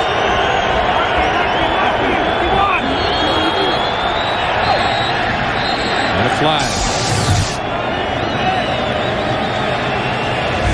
Kevin Johnson and Darren Chiaverini both jumping. That's a no-no. Wide receivers. Prior to the snap, false start, 85 of the offense, 5-yard penalty, remains second down. Coaches don't accept the wide receivers being offsides because you're looking in, you're not even listening to the count, you're looking at the snap of the ball. So you have no excuse when you're a wide receiver and you jump offsides. Second and a long 21.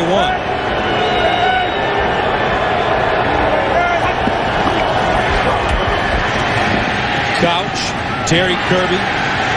Great pursuit by Takeo Spikes. Also Oliver Gibson in on the play.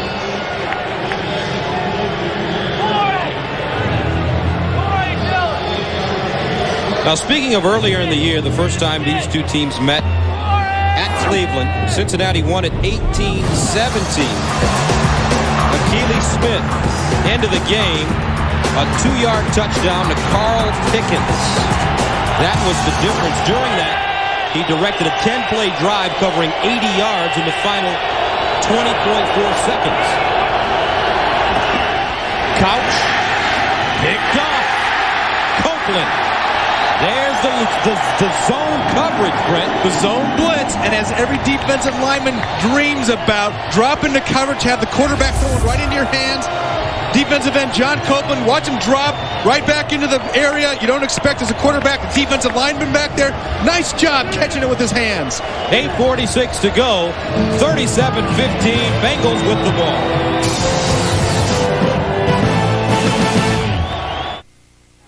The NFL on CBS is sponsored by AT&T One Rate 7-cent plan. One simple rate all day, every day. And by Bolo Wines of Italy. Open up.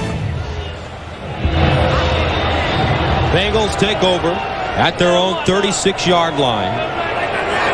Out of the offset eye, Corey Dillon, the deep back. Play action. Blake dumps it.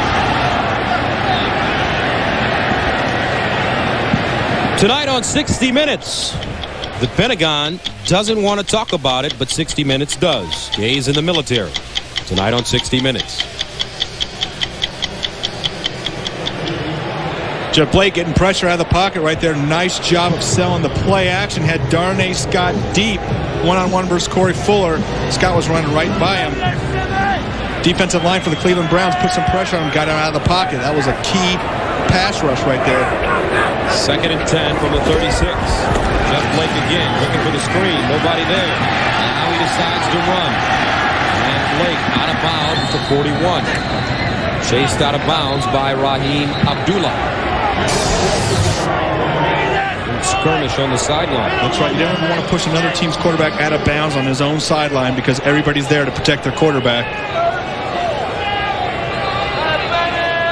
Whether you did it or not, none of the guys believe you.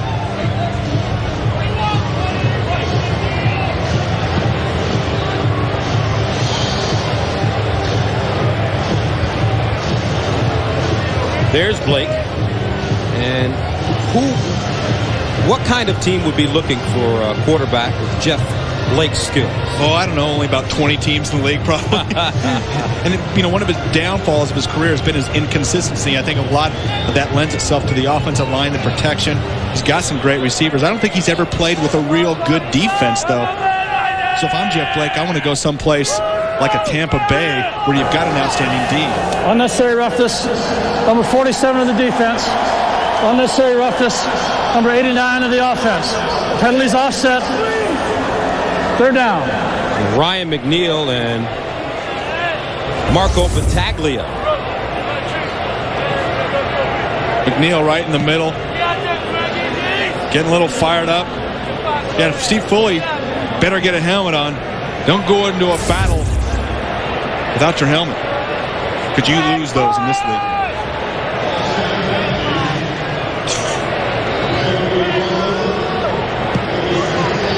Offsetting penalty.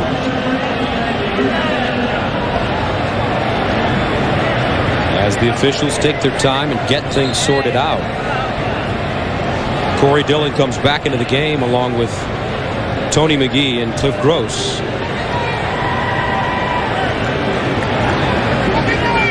So they'll do it again. 2nd down and 10.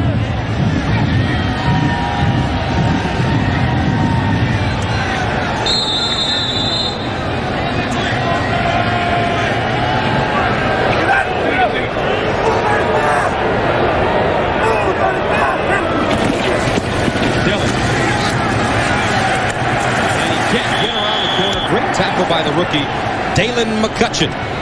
Here's Jim Nantz in New York. This may sound strangely familiar, Gus and Brent, but for the 2nd time in this quarter, it's Banks to Qadry Ismail. This one, well, again, 57 yards, and Baltimore now up 7 on Pittsburgh. Let's go back to you. Cost his football team. Baltimore's put together quite a streak at the end of this season. Been playing solid defense all year. Tony Banks getting more confidence, really maturing in the pocket, making those big throws downfield. He just can't fumble the ball at crucial situations.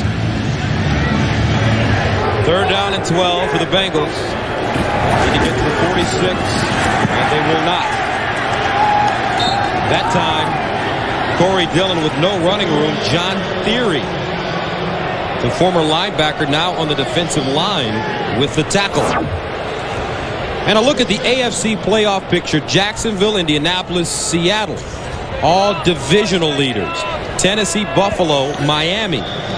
And the bottom tier, Kansas City, New England playing Indianapolis today and getting beaten. And Oakland beaten by Tennessee on Thursday. And I think it stays just like that as we head into the end of the season. I think the top 6 teams are the teams that are going to be in the playoffs. Wobbly kick. Takes a Cincinnati bounce.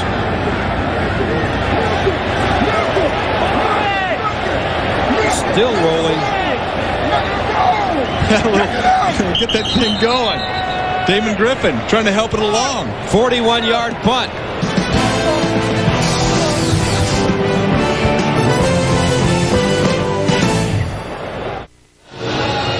Carmen Policy, the president and chief executive officer of the Cleveland Browns, came over from San Francisco. Been a tough year for his team. Expansion team. First down 10 for the Browns for 27. And Mr. Policy, you are very familiar with him, Brandon. Very familiar, and I really think that he can build this organization. I think they did a great job.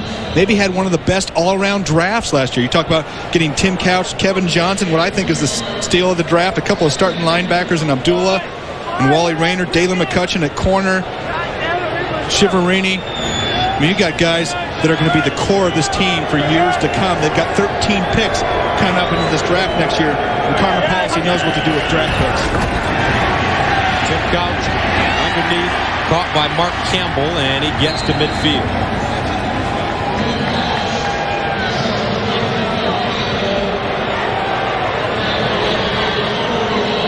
Mark Campbell getting up limping. Got a little ankle tackle there. Sometimes that helmet comes right down on the ankle when you fall to the ground. When he twisted his ankle there.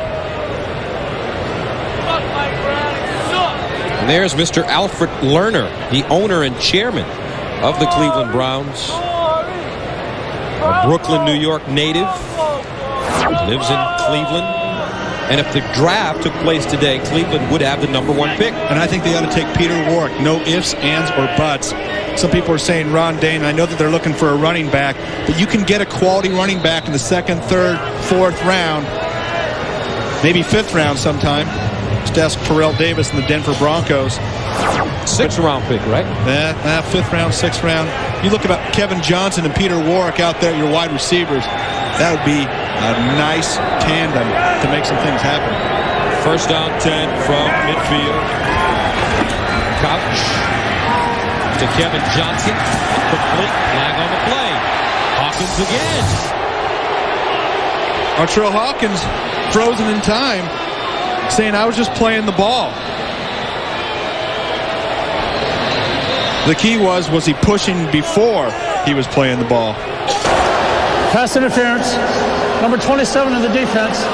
Penalized at the spot of the foul. And a first down. Artrell Hawkins ended the play. You see getting his hands all over Kevin Johnson, giving him a push. Take him out of the path that he was taking. And nice job acting by Artrell, but he definitely pushed Kevin Johnson. You can sit there and stare down the official. That's not going to change it. 5 penalties, 51 yards. From the 21. To Couch. Great catch by Johnson. He knocks down the pylon, and they say he's out of bounds. No catch. And Hawkins dancing. And he shouldn't be dancing because Kevin Johnson has been pounding him the entire game. And I love the way Kevin Johnson went up and went after that ball, the defensive back on him. And I'm still not sure that he didn't come down with his feet in bounds.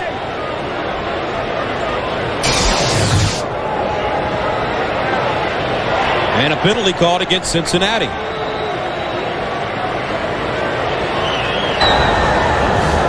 Illegal contact. Number 26 of the defense. A 5-yard penalty. And a first down. Corey Hall, the free safety. Let's go back to see if Johnson gets his feet in. I think he's going to get up, get 1 foot in. Now you got to see, is the corner pushing him out? He's not. Just missed getting his 2nd foot in. Good call by the officials. They're right on it. But great athletic ability. There's one. You're going to see the 2nd foot just step out of bounds by a toe. I like the way Kevin Johnson's aggressive, going up and getting that ball. It's just something you can't teach a rookie. And I've said it a couple times. I think he was the steal of the draft this year in the second round. 6 catches, 122 yards. And can you imagine the passing threat? If you had Peter Warwick on the other side, who are you going to cover? Tim Couch? And all they need is a tight end. Well, they can talk me out of this. I'm sure they could. Hey, I know the guy. They want people that can still play. I know a guy that's a restricted running back for the Cincinnati Bengals that they might not mind making an offer to, by the name of Dylan. First down and 10 from the 16. Couch, Johnson, and hold on.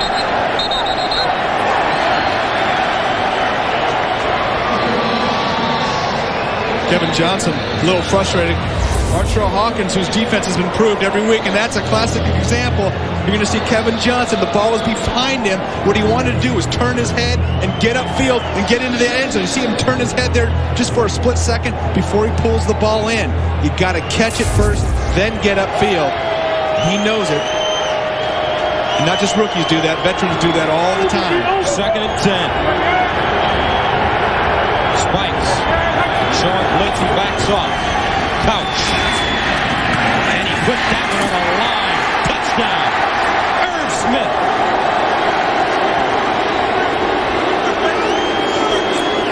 And he really gassed that one in there.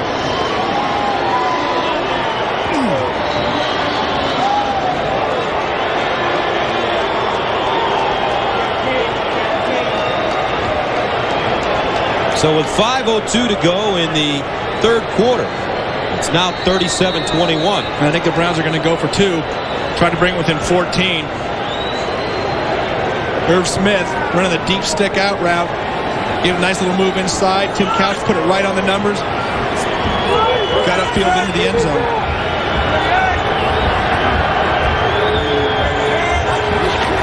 Couch.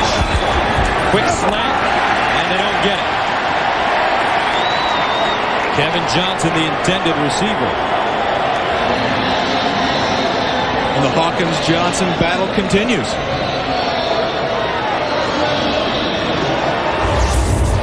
Watch Irv Smith, tight end. He's going to go up here, stick it inside, and come back out. Tim Couch go off his first read to the second read. Tight end the second read. Once Irv Smith gets the ball, he gets north and south. Get upfield right now. Dip your shoulder, get into the end zone.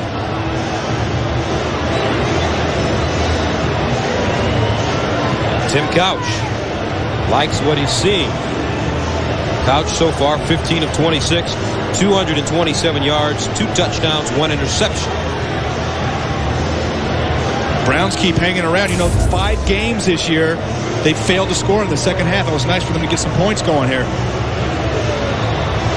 Monday on CBS. When King of Queens takes his Christmas bonus and invests online, will he make big Yuletide bucks or get Scrooged? Don't miss an all-new King of Queens Monday, CBS. The scoring drive for the Browns, 4 plays, 73 yards. Irv Smith, 16-yard touchdown reception. 37-21. This one popped up. Takes a bounce. It's loose. And I think the Bengals recover.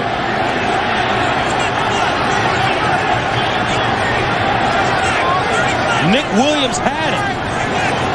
Oh, that was a heck of an effort by Nick Williams to get going back and get after that ball, because there was a big pile of Cleveland Browns. And one lone black jersey, I think it was number 30, Nick Williams, the backup fullback for the Bengals, that dove over the pile, wrestled that ball away from a whole bunch of Cleveland Browns.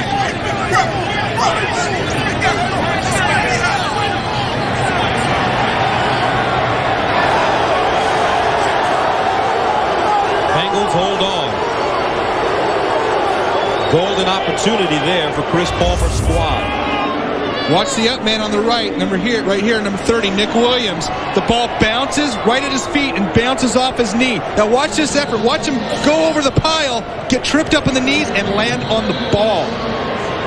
That's an effort. Big Nick Williams, 267 pounds. Once he gets a full head of steam, I wouldn't want to try to block him. I'd dive right at his knees. First down 10 from the 35-yard line. Darnay Scott, the motion man. Pitch to Corey Dillon. And there he goes again. Corey Dillon. Flag on the play, however, at the 45. And I think they're going to call 60 Rod Jones for holding. He's got his hands on a defensive player for Cleveland Browns. And he's done a nice job of springing Corey Dillon more than a couple times today.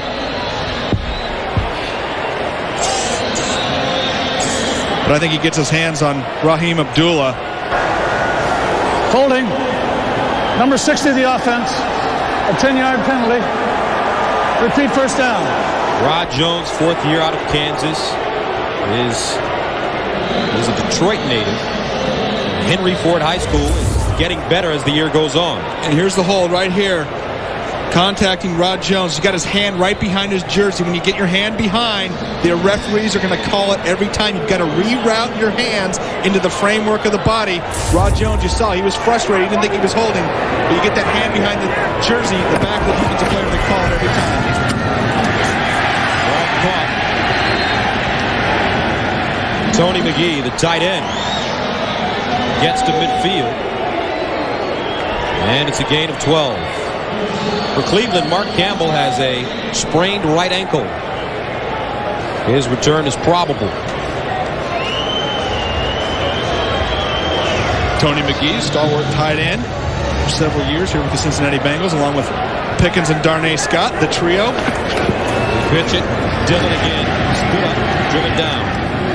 Wally Rayner.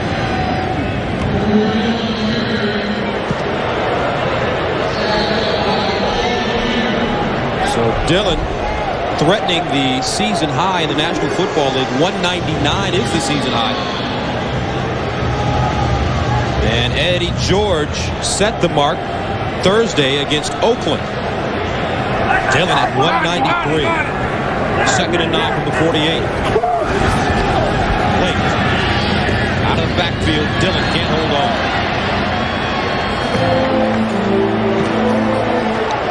Bring up third and 9. Indianapolis now pouring it on New England. And Brent, what has happened to the New England offense? Well, they never had a running game this year, and they've relied too much on Drew Bledsoe, the passing game. And I think this is going to be it for the Patriots if they don't come back and win today. Buffalo now leading the Giants. Washington beating up on Arizona. Actually playing some defense for the first time this year. I've been calling them the Reskins because they have no D. That was very good. Here's Blake down the field. Darnay Scott open. Touchdown.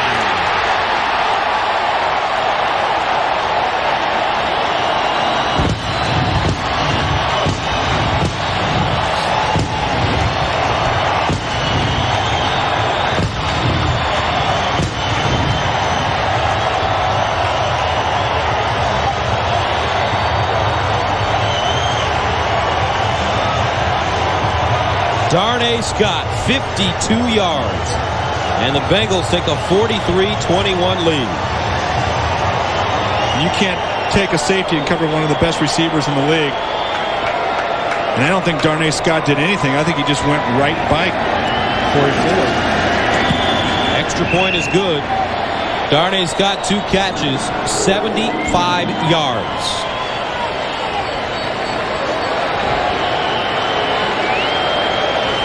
A 52-yard touchdown. Let's get the ground level ISO cam right here. Darnay Scott coming right at you. Little move outside, and he doesn't do anything. Doesn't even make a move. Just go right now. Jeff Blake hangs it right up. Darnay Scott going right by Corey Fuller to safety. You cannot single cover these Bengals wide receivers, and that's what Corey Dillon does. You have to take the safeties and start bringing them up to cover the run, allowing for single coverage in the secondary. And Jeff Blake continues that big hot streak he's been on.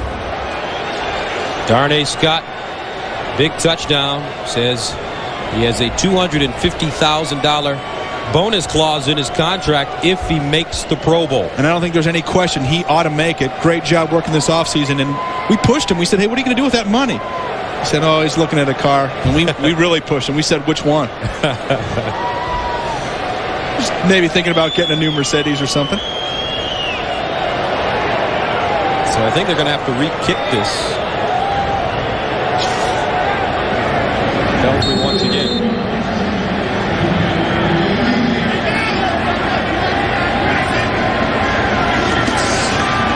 And it's up and good. False start. The ball was blown dead on the previous play. And now it's good. Darnay, native of St. Louis, lives in San Diego. His mom also lives in San Diego, and he says that he's going to go see Mama during the bye week. Jeff Blake, 10 for 21, 170 yards, and a touchdown. Next Saturday, the NFL on CBS puts on a special Saturday showdown when Jerome Bettis and the Steelers battle Elvis Grbac and the Kansas City Chiefs. It all gets started with Jim, Craig, Randy, and Jerry on the NFL Today at noon next Saturday. 44-21. 3:15 to go in the third quarter. Final game at old Riverfront Stadium, and after every score, behind the stadium, they light up fireworks. Needless to say, they've had a busy day.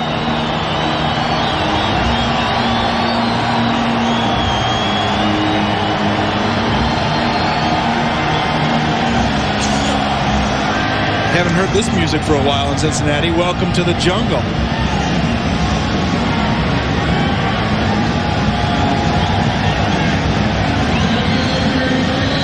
This used to be a tough place for opponents to come in to play when the Bengals had a good defense. It's been a few years since that's been.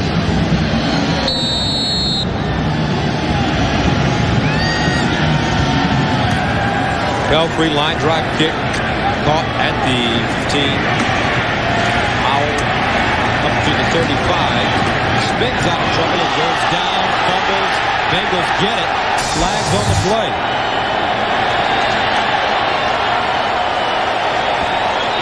Rodney Heath recovered it. And I'm sure that penalty is going to be holding against Cleveland. And Ronnie Powell's down. When you come into that wedge and get hit initially. During the return, holding number 39 of the return team. The penalties decline. First down, Cincinnati. Watch 38 Michael Bassnight putting his helmet right on the ball. And when you spin, there's a lot of guys inside of that wedge. You're going to get contact. You better have two hands on the ball. Bassnight knocking him down. Heath coming up with a big fumble recovery. And you just have to know that when you're in the midst of all those bodies flying around, you've got to have two hands on the ball. Lower your head, lower your shoulder. 3 Cleveland turnovers today.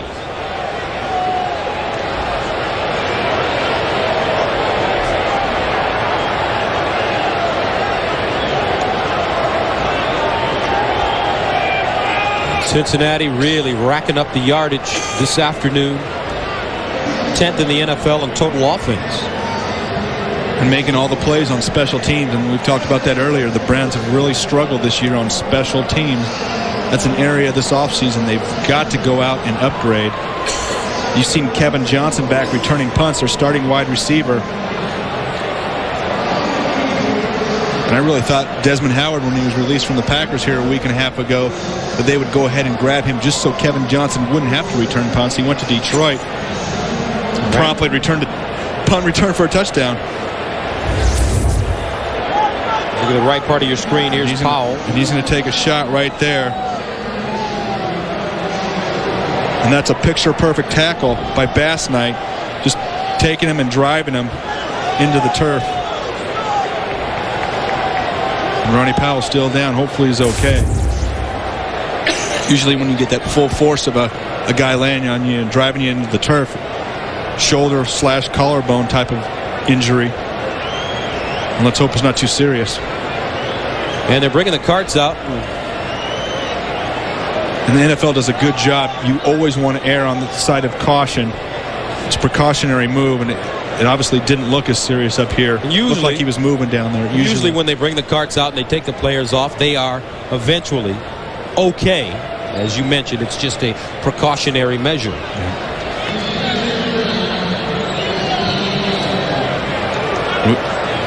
We've seen him moving around down there. Let's see the hit one more time. Bass Knight's going to come in here. 38. Just lower his head and drive him right down to the turf.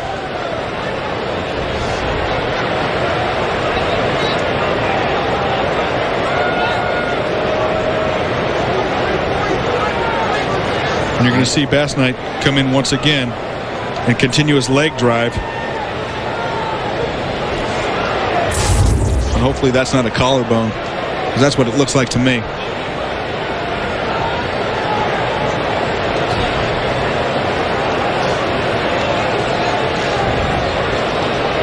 And we saw Ronnie Powell moving his legs and moving his arms down there, and that's the first thing you look for. You want to make sure that he is moving, and he has been moving down there, but they are taking all precautions, and that's something the league has done a great job with. Always err on the side of caution.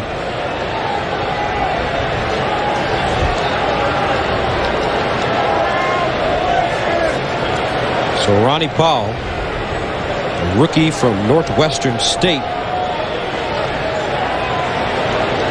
5'10", 174 pounds. He signed with the Browns as a rookie free agent from Hope, Arkansas. Saw him made that big catch early in the game. Cleveland's got some young wide receivers. In fact, 4 rookies on the active squad today. So Bass Knight made the tackle, number 38, and he put that helmet right on the ball and into the shoulder pads of Ronnie Powell. Bass Knight, the backup running back, picture perfect form tackle. Well, maybe the Bengals ought to think about using him on defense.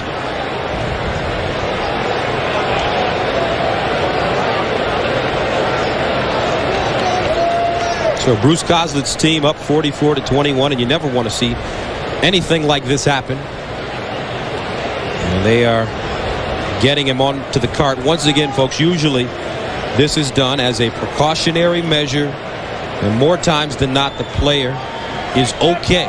But they want to make sure, the National Football League, that he is okay and he will be okay.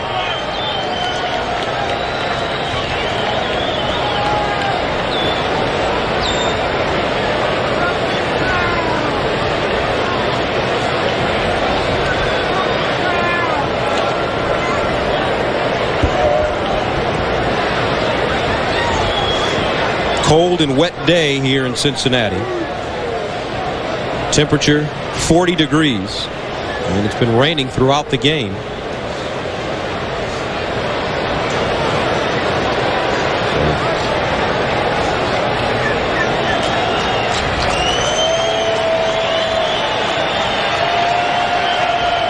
We will have a report on his status as soon as we get it.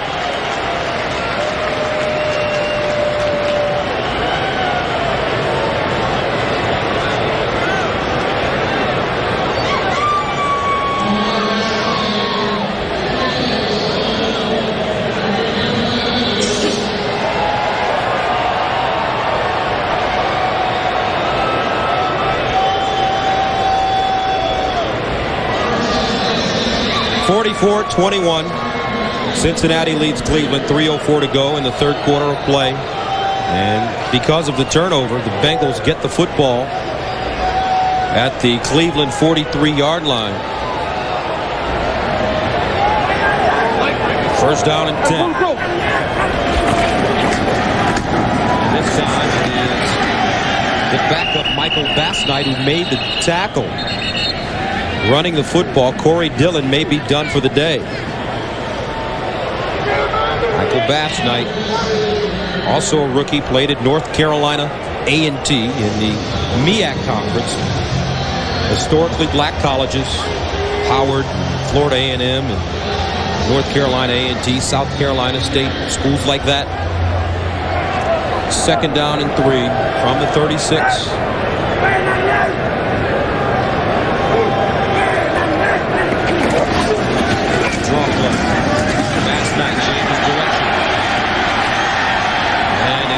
Inside the 25. Marquez Pope with the tackle, and it's a gain of 13. And if that looks familiar, that's some of the same type of move that Corey Dillon's been doing. Going to the front side, bouncing into the blockers, cutting back side. Cleveland still hasn't figured out how to cover the cutback lanes. Michael Bassnight just picking up where Corey Dillon left off. And it's nice to see Bassnight in there, but selfishly, I wouldn't mind seeing Dillon stick around and try to go ahead and get the all-time record. And look at the numbers. 238 rushing yards to Cleveland's 7. 1st down and 10 from the 23. Nick Williams hops through the hole. Now Bruce Coslett deciding to run the football. His team up big already, 44-21. And a lot of credit has to go to this Bengals offensive line. They've really pulled this thing together. Had him earlier in the season. It was a jailbreak when you saw him try to pass protect. Guys were coming from all different angles. Up the gut, off the corner, you name it. They were giving up sacks. They weren't getting a lot of push in the run game. And about 3 or 4 weeks ago, they decided to start playing together as a unit and really started to control the line of scrimmage. Inside throws. You have to credit Paul Alexander, the offensive line coach for Cincinnati. And he has been mixing and matching guys on the line this season, as most offensive line coaches have to do because of the injuries. Here in the second half of the season, they have really come together.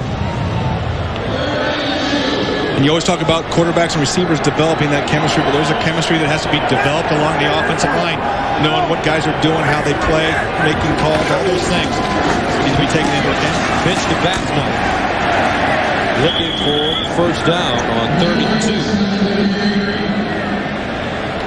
And that should take us to the end of the quarter.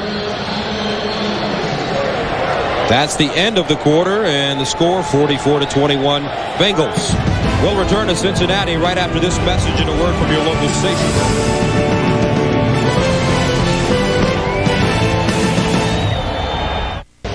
Welcome back. Scoring by quarters. The Bengals have poured it on, especially in the second. They lead it 44-21. And Cincinnati with the football at the 12-yard line, 1st down and 10. Start of the 4th quarter. Bassnight running around the corner and knocked out of bounds at the 5. Corey Dillon is done for the day. 28 carries, 192 yards, 3 touchdowns. And Ronnie Powell, who left the field for Cleveland, he left for precautionary reasons. He did have pain in his neck, but he was taken into the locker room, and he does not have any neurological damage. And he also has movement and feeling in all of his extremities. So a precautionary measure taken. Ronnie Powell.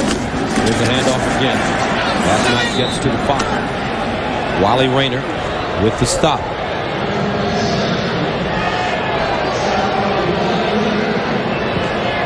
Bassnight getting some extra carries here. Nick Williams, a big fullback, getting his head on a few guys inside the Cleveland defensive line.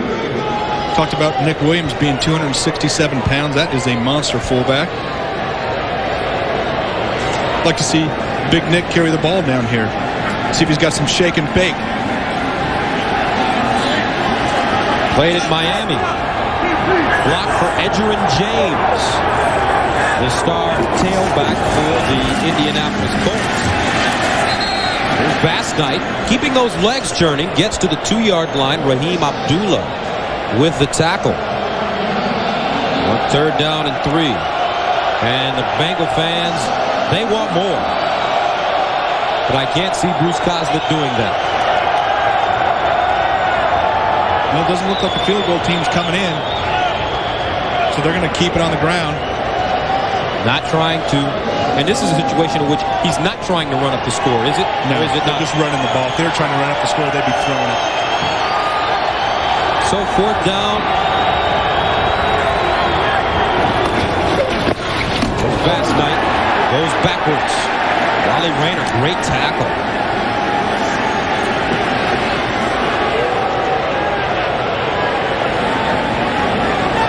Wally Rayner came shooting through that line. I don't think Cincinnati made the first down. So they did not make the first down, and Cleveland takes over inside their own 5.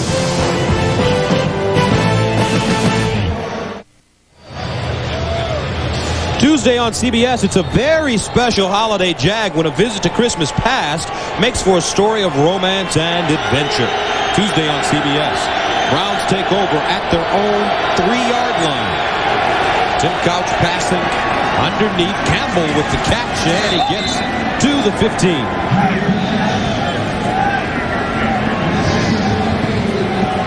And Gus Johnson along with Brent Jones in this Cincinnati team, very impressive today. Very nice running game. Offensive line getting some push. Cleveland still wasn't able to handle the cutback running of Corey Dillon, who gashed him into the secondary all day long. What did he do? Gashed him. Okay. Hey, those are nice gloves. Get some nice gloves on. I'm going to tell you what I used to tell Jerry Rice in cold weather. Gloves are for sissies. Okay, thank you very much. My mother's watching this. First down and 10 from the 15. Here's Couch scrambling out of the pocket and is down at the 10-yard line to K.O. Spikes.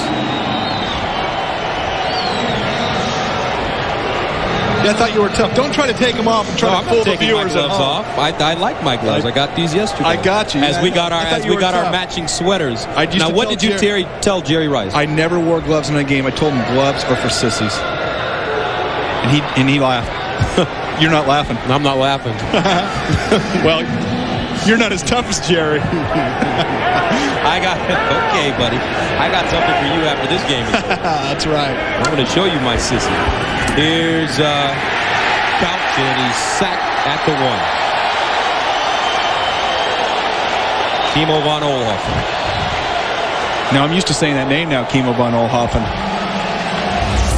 And a big part of the Bengals' drive on defense is when they went from a 3-4 to a 4-3, an extra lineman. That was Kimo von Oelhoffen. And that 4th defensive lineman, you saw him coming a stunt right there, unblocked. Tim Couch taking a lot of hits this year coming into today's game. Cleveland had given up 49 sacks, the most in the NFL. You've got to protect your franchise quarterback. That's something they're going to have to address this offseason. 3rd down and 20 from the 4. Clock winding down. Flag on the play. Terry Kirby breaks free. And the play is blown dead. They didn't get it off in time. And Raynard Wilson came in and just slammed Tim Couch to the ground. And he takes, I think this is a flagrant foul. Watch 55. Just, tackle him there. And he takes him by the neck and throws him right to the ground. And at this point, I'm wondering why Tim Couch is in the game. He is the future. He is the franchise here in Cleveland. And I know Chris Palmer's done a nice job of managing them this year. But it's 44-21 with 11 minutes left in the 4th quarter. You're backed up. And your quarterback's taking shots. Been sacked 3 times, knocked down 6 times, hurried 5 times. Backup quarterback is Ty Detmer. Started the first game of the season before being replaced. Well, the Browns are going to have 13 picks this upcoming draft. They got to use 4 or 5 of those on offensive linemen. And another flag. And I actually think Kevin Johnson outside was leaning again, jumping that snap count. Got to wait till that ball snap. Prior to the snap, false start. 85 of the offense. Penalized half the distance to the goal. Remains 3rd down. Chris Palmer saying, what's he doing? He just has to look at the snap of the ball. You don't have to hear the snap count. You can't hear it when you're that wide anyway.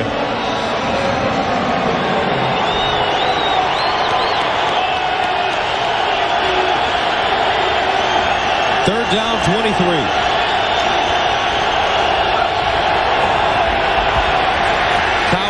just lets it fly. And it's intercepted. Greg Myers. 4th turnover of the day. Nice coverage. Artrell Hawkins. Greg Myers going up, making the interception.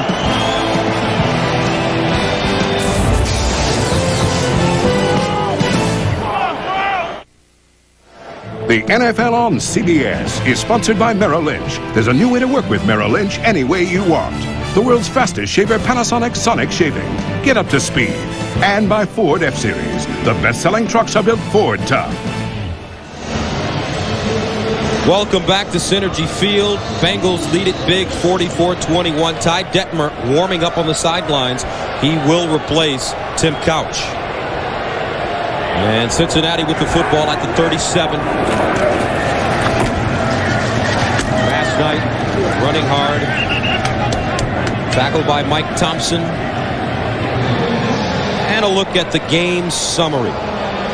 Total yards, the most illuminating statistic, 428 for Cincinnati. And that doesn't even count the return yards, where they really had an awful lot of yards, maybe over 200. Big advantage there. Time of possession, you see the Bengals almost doubling that of Cleveland. Cleveland had got within 8 with less than a minute to go, but Tremaine Mack returned one 55 yards.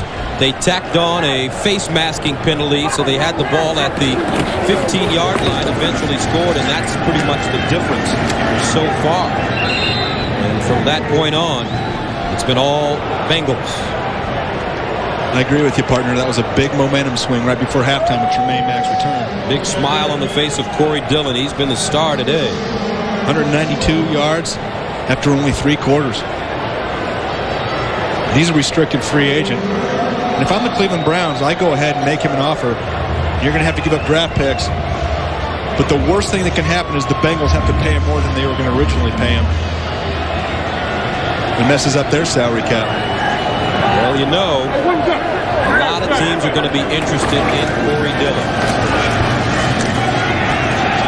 Here's Williams. Gain of 6.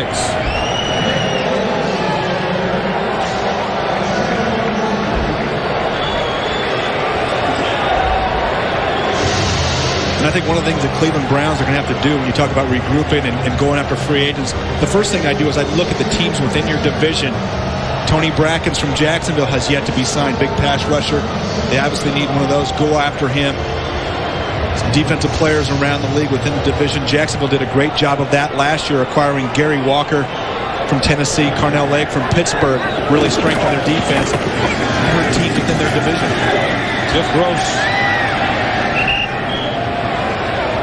The playoffs took place today. Let's take a look at how things would shake down.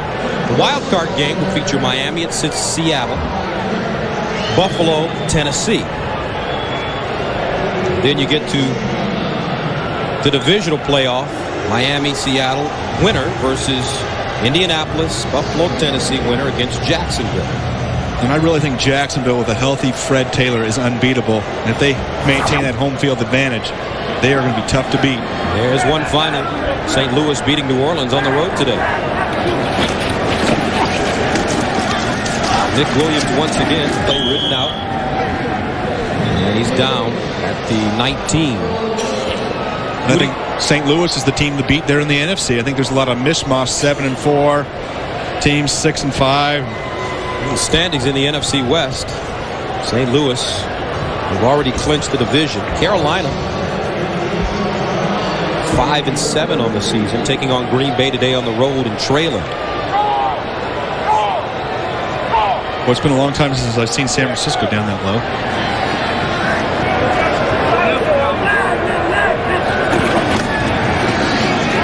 And they throw it. Caught by Tony McGee, and he's chopped down at the 13-yard line.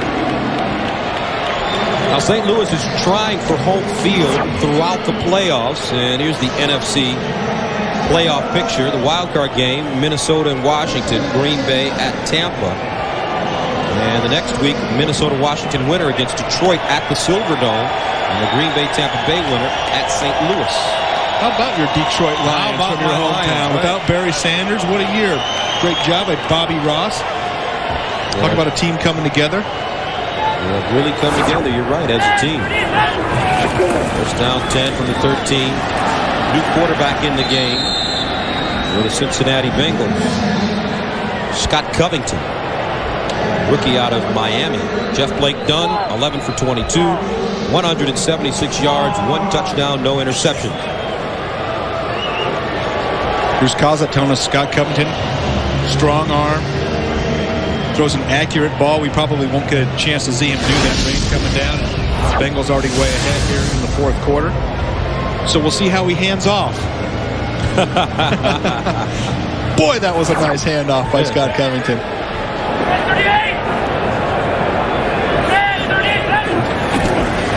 Covington will throw. And this went into the flats last night. Knocked out of bounds. Coach was Wally right. Rayner. He was very accurate on that toss. Yes, he was. And that is the first completion of the game for Scott Covington. Fourth completion of his career. Let's take a trip around the National Football League. Week number 14, the Indianapolis Colts leading New England now by only 5 with 1:16 and counting.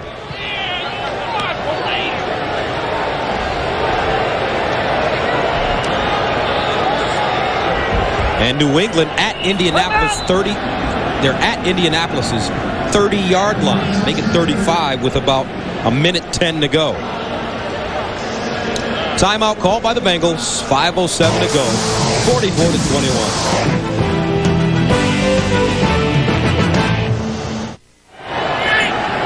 44-21. They're celebrating already on the Cincinnati sideline. Draw play. Last night runs over 1 man and out of bounds at the 5. And the final score in a game we were just talking about, the Indianapolis Colts hold on and they beat New England 20-15, avenging one of their 2 losses on the season. They lost to New England at New England earlier this year. And you're going to be able to put a fork in New England because I think they're done. They don't have the tiebreaker versus anybody.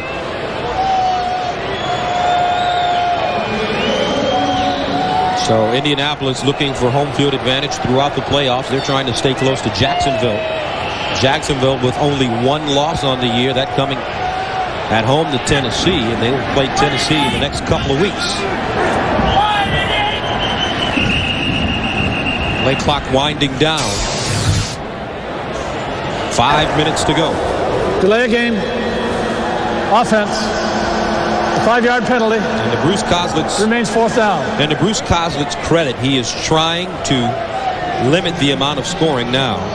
Does not want to embarrass Chris Palmer. He refuses to kick field goals. Running on 4th down. Now 4th and 6. They'll do the same thing. But the player doesn't feel like that. No, the players want to get in the end zone. They don't care about being kind to the other team. Fast night again. And he's tackled at the 5.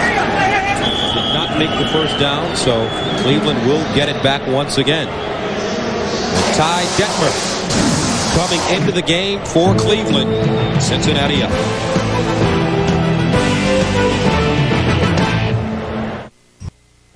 The NFL on CBS is sponsored by Agilent Technologies, dreams made real, and by Volkswagen. On the road of life, there are passengers and there are drivers.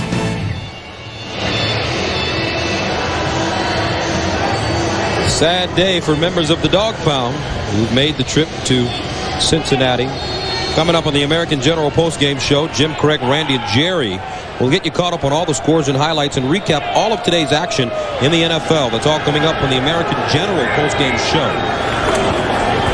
Ty Detmer in, fires down the field, and it is broken up.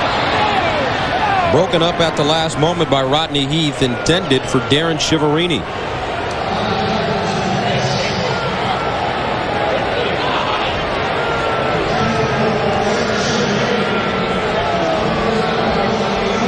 Tonight on CBS, from Hallmark Hall of Fame, 2 children in need of home find a place in one woman's heart. Patty Duke, Laura Dern, and Lynn Redgrave, star in the Hallmark Hall of Fame presentation, A Season for Miracles, tonight on CBS. Here's the handoff. Jerry Kirby running. Pushes the pile forward, gets to the 10. Ty Detmer, Heisman Trophy winner out of BYU. Started the season as the #1 quarterback. They wanted to groom Tim Couch, but after a humiliating loss to Pittsburgh, they said they might as well give the job to Tim Couch and let him learn on the spot.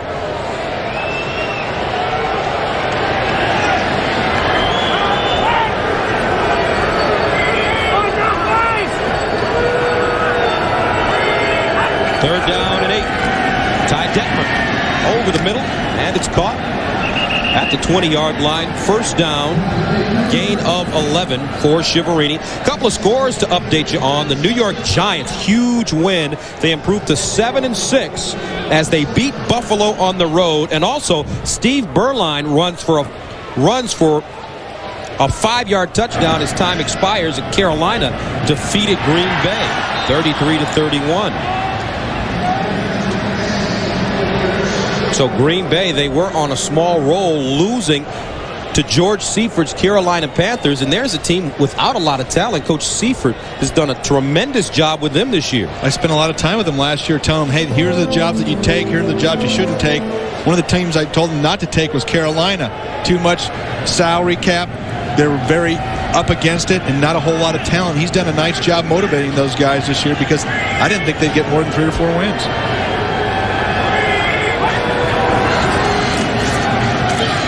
Detmer, incomplete. St. Louis winning at New Orleans. Mike Ditka 2-11. The Jets in Miami just underway. San Diego, Seattle just underway. 4 o'clock games. Seattle, they have been struggling, losers of 2 straight. Now, you don't want to be around Mike Holmgren when you've lost 2 in a row. San Diego jumps on him early. He's not a happy man on the sidelines right now. Third down 10 from the 20.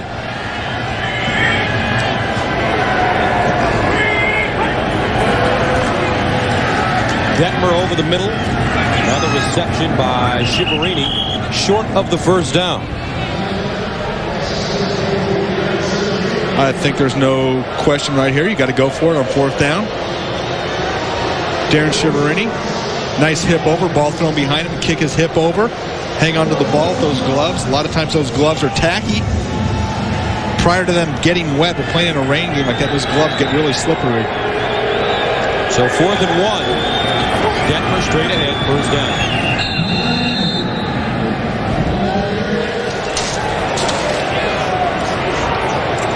Well, the playoff clock keeps ticking, and next Sunday the NFL on CBS is there with doubleheader games. First, the Chargers take a run at the Dolphins, or Jacksonville battles Cleveland, and in the nightcap, catch the Jets taking on the Cowboys.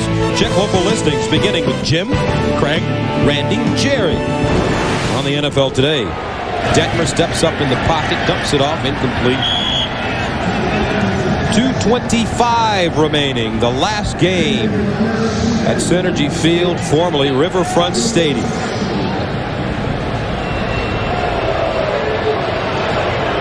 And the loyal fans remain.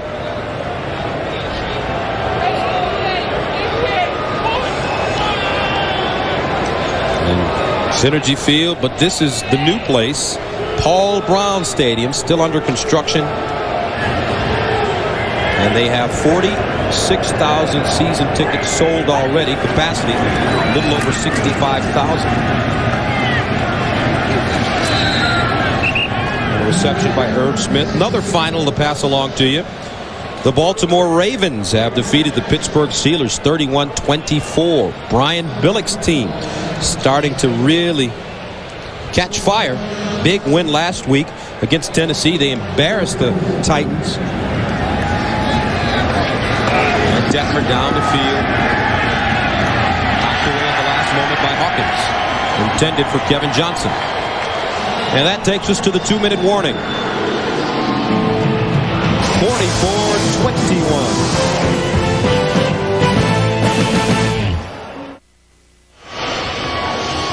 Long day for Tim Couch. And his Browns trail 44-21. Good news to pass along for Cleveland fans. An update on Ronnie Powell. The X-rays turned out negative. He has a neck sprain. Second down and 10 from the 44.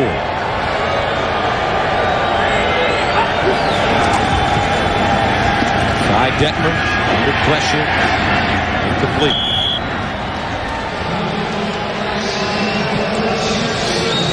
And tonight on 60 Minutes, the Pentagon doesn't want to talk about it, but 60 Minutes does. Gays in the military. Tonight on 60 Minutes, followed by a powerful, all-new Touched by an Angel. Then Hallmark Hall of Fame presents A Season for Miracles, starring Patty Duke, Laura Dern, and Lynn Redgrave. Tonight on 60 Minutes.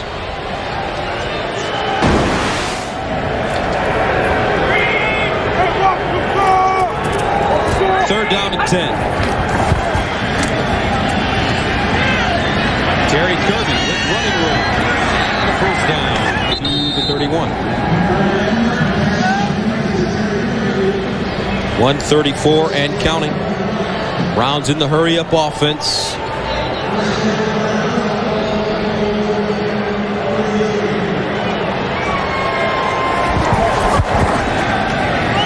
Going up top, it's incomplete.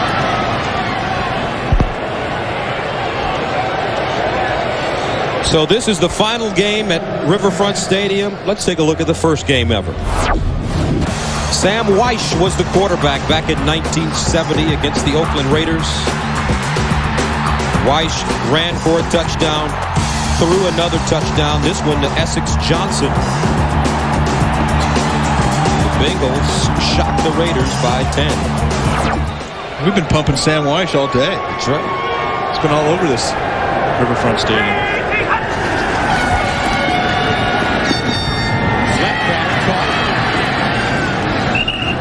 At the 20-yard line goes Kevin Johnson. 13-yard gain. A lot of memories in this place for Cincinnati fans. However, the Reds will continue to play here at Riverfront or Synergy Field. Ty Detmer looking in the end zone. Touchdown. Shiverini. Darren Shiverini playing with a heavy heart today. He didn't come to practice until Thursday. Had to go out to Colorado to visit his mom, who is suffering from some kind of liver disease. He is a twin. His brother plays at the University of Colorado, is a special teams player. So that's a good sign for Darren Shiverini. 13-yard touchdown for the 5th round selection. He's a rookie out of Colorado.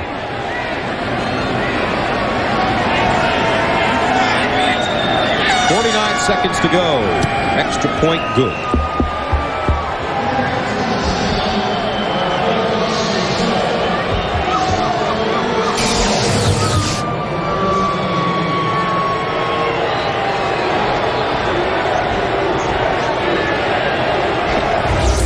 Let's go to Darren Shiverini right here at the top of the slot.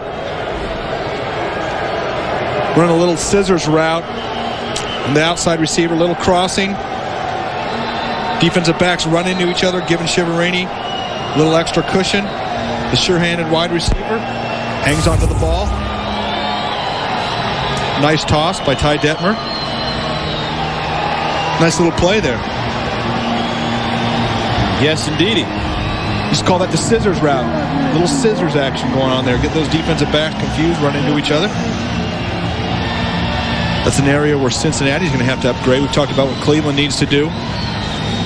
Cincinnati's going to have to be aggressive, signing some defensive players. They will get that opportunity with that new stadium. That's new luxury box money for Mike Brown and the Bengals.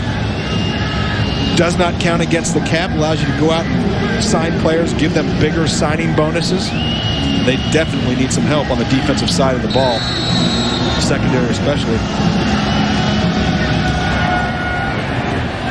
Squib kick, picked up. And downed at the 30-yard line. Corey Dillon now in on kickoffs. Don't forget, coming up after this game, the post-game show brought to you by American General. Jim Nantz in the studio, and he's got his gang with him, Craig, Randy, and Jerry Glanville. Scores and highlights. How about that gang in the studio? I was watching the NFL today a little bit before our game started today. Greg James was talking about kickers. He named like 4 or 5 kickers around the league. I was impressed with that. The pony. So this may be the last play. And the final play at Riverfront Stadium, but flags on the play. See, you tried that. You tried to make that the final play. The official said, "No way. We're not going to let you get out of here that easy." They like being cold and in the rain. It's football weather.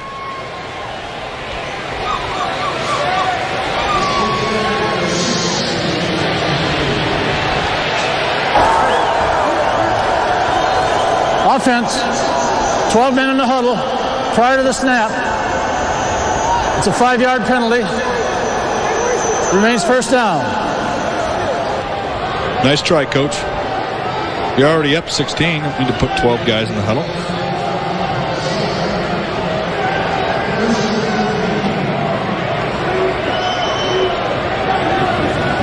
You can hear what Chris Palmer is saying.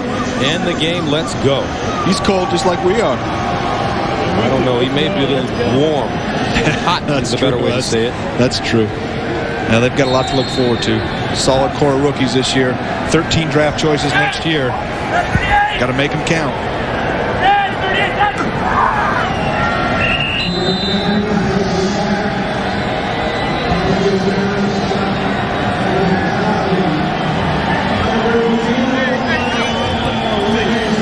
And this should be it.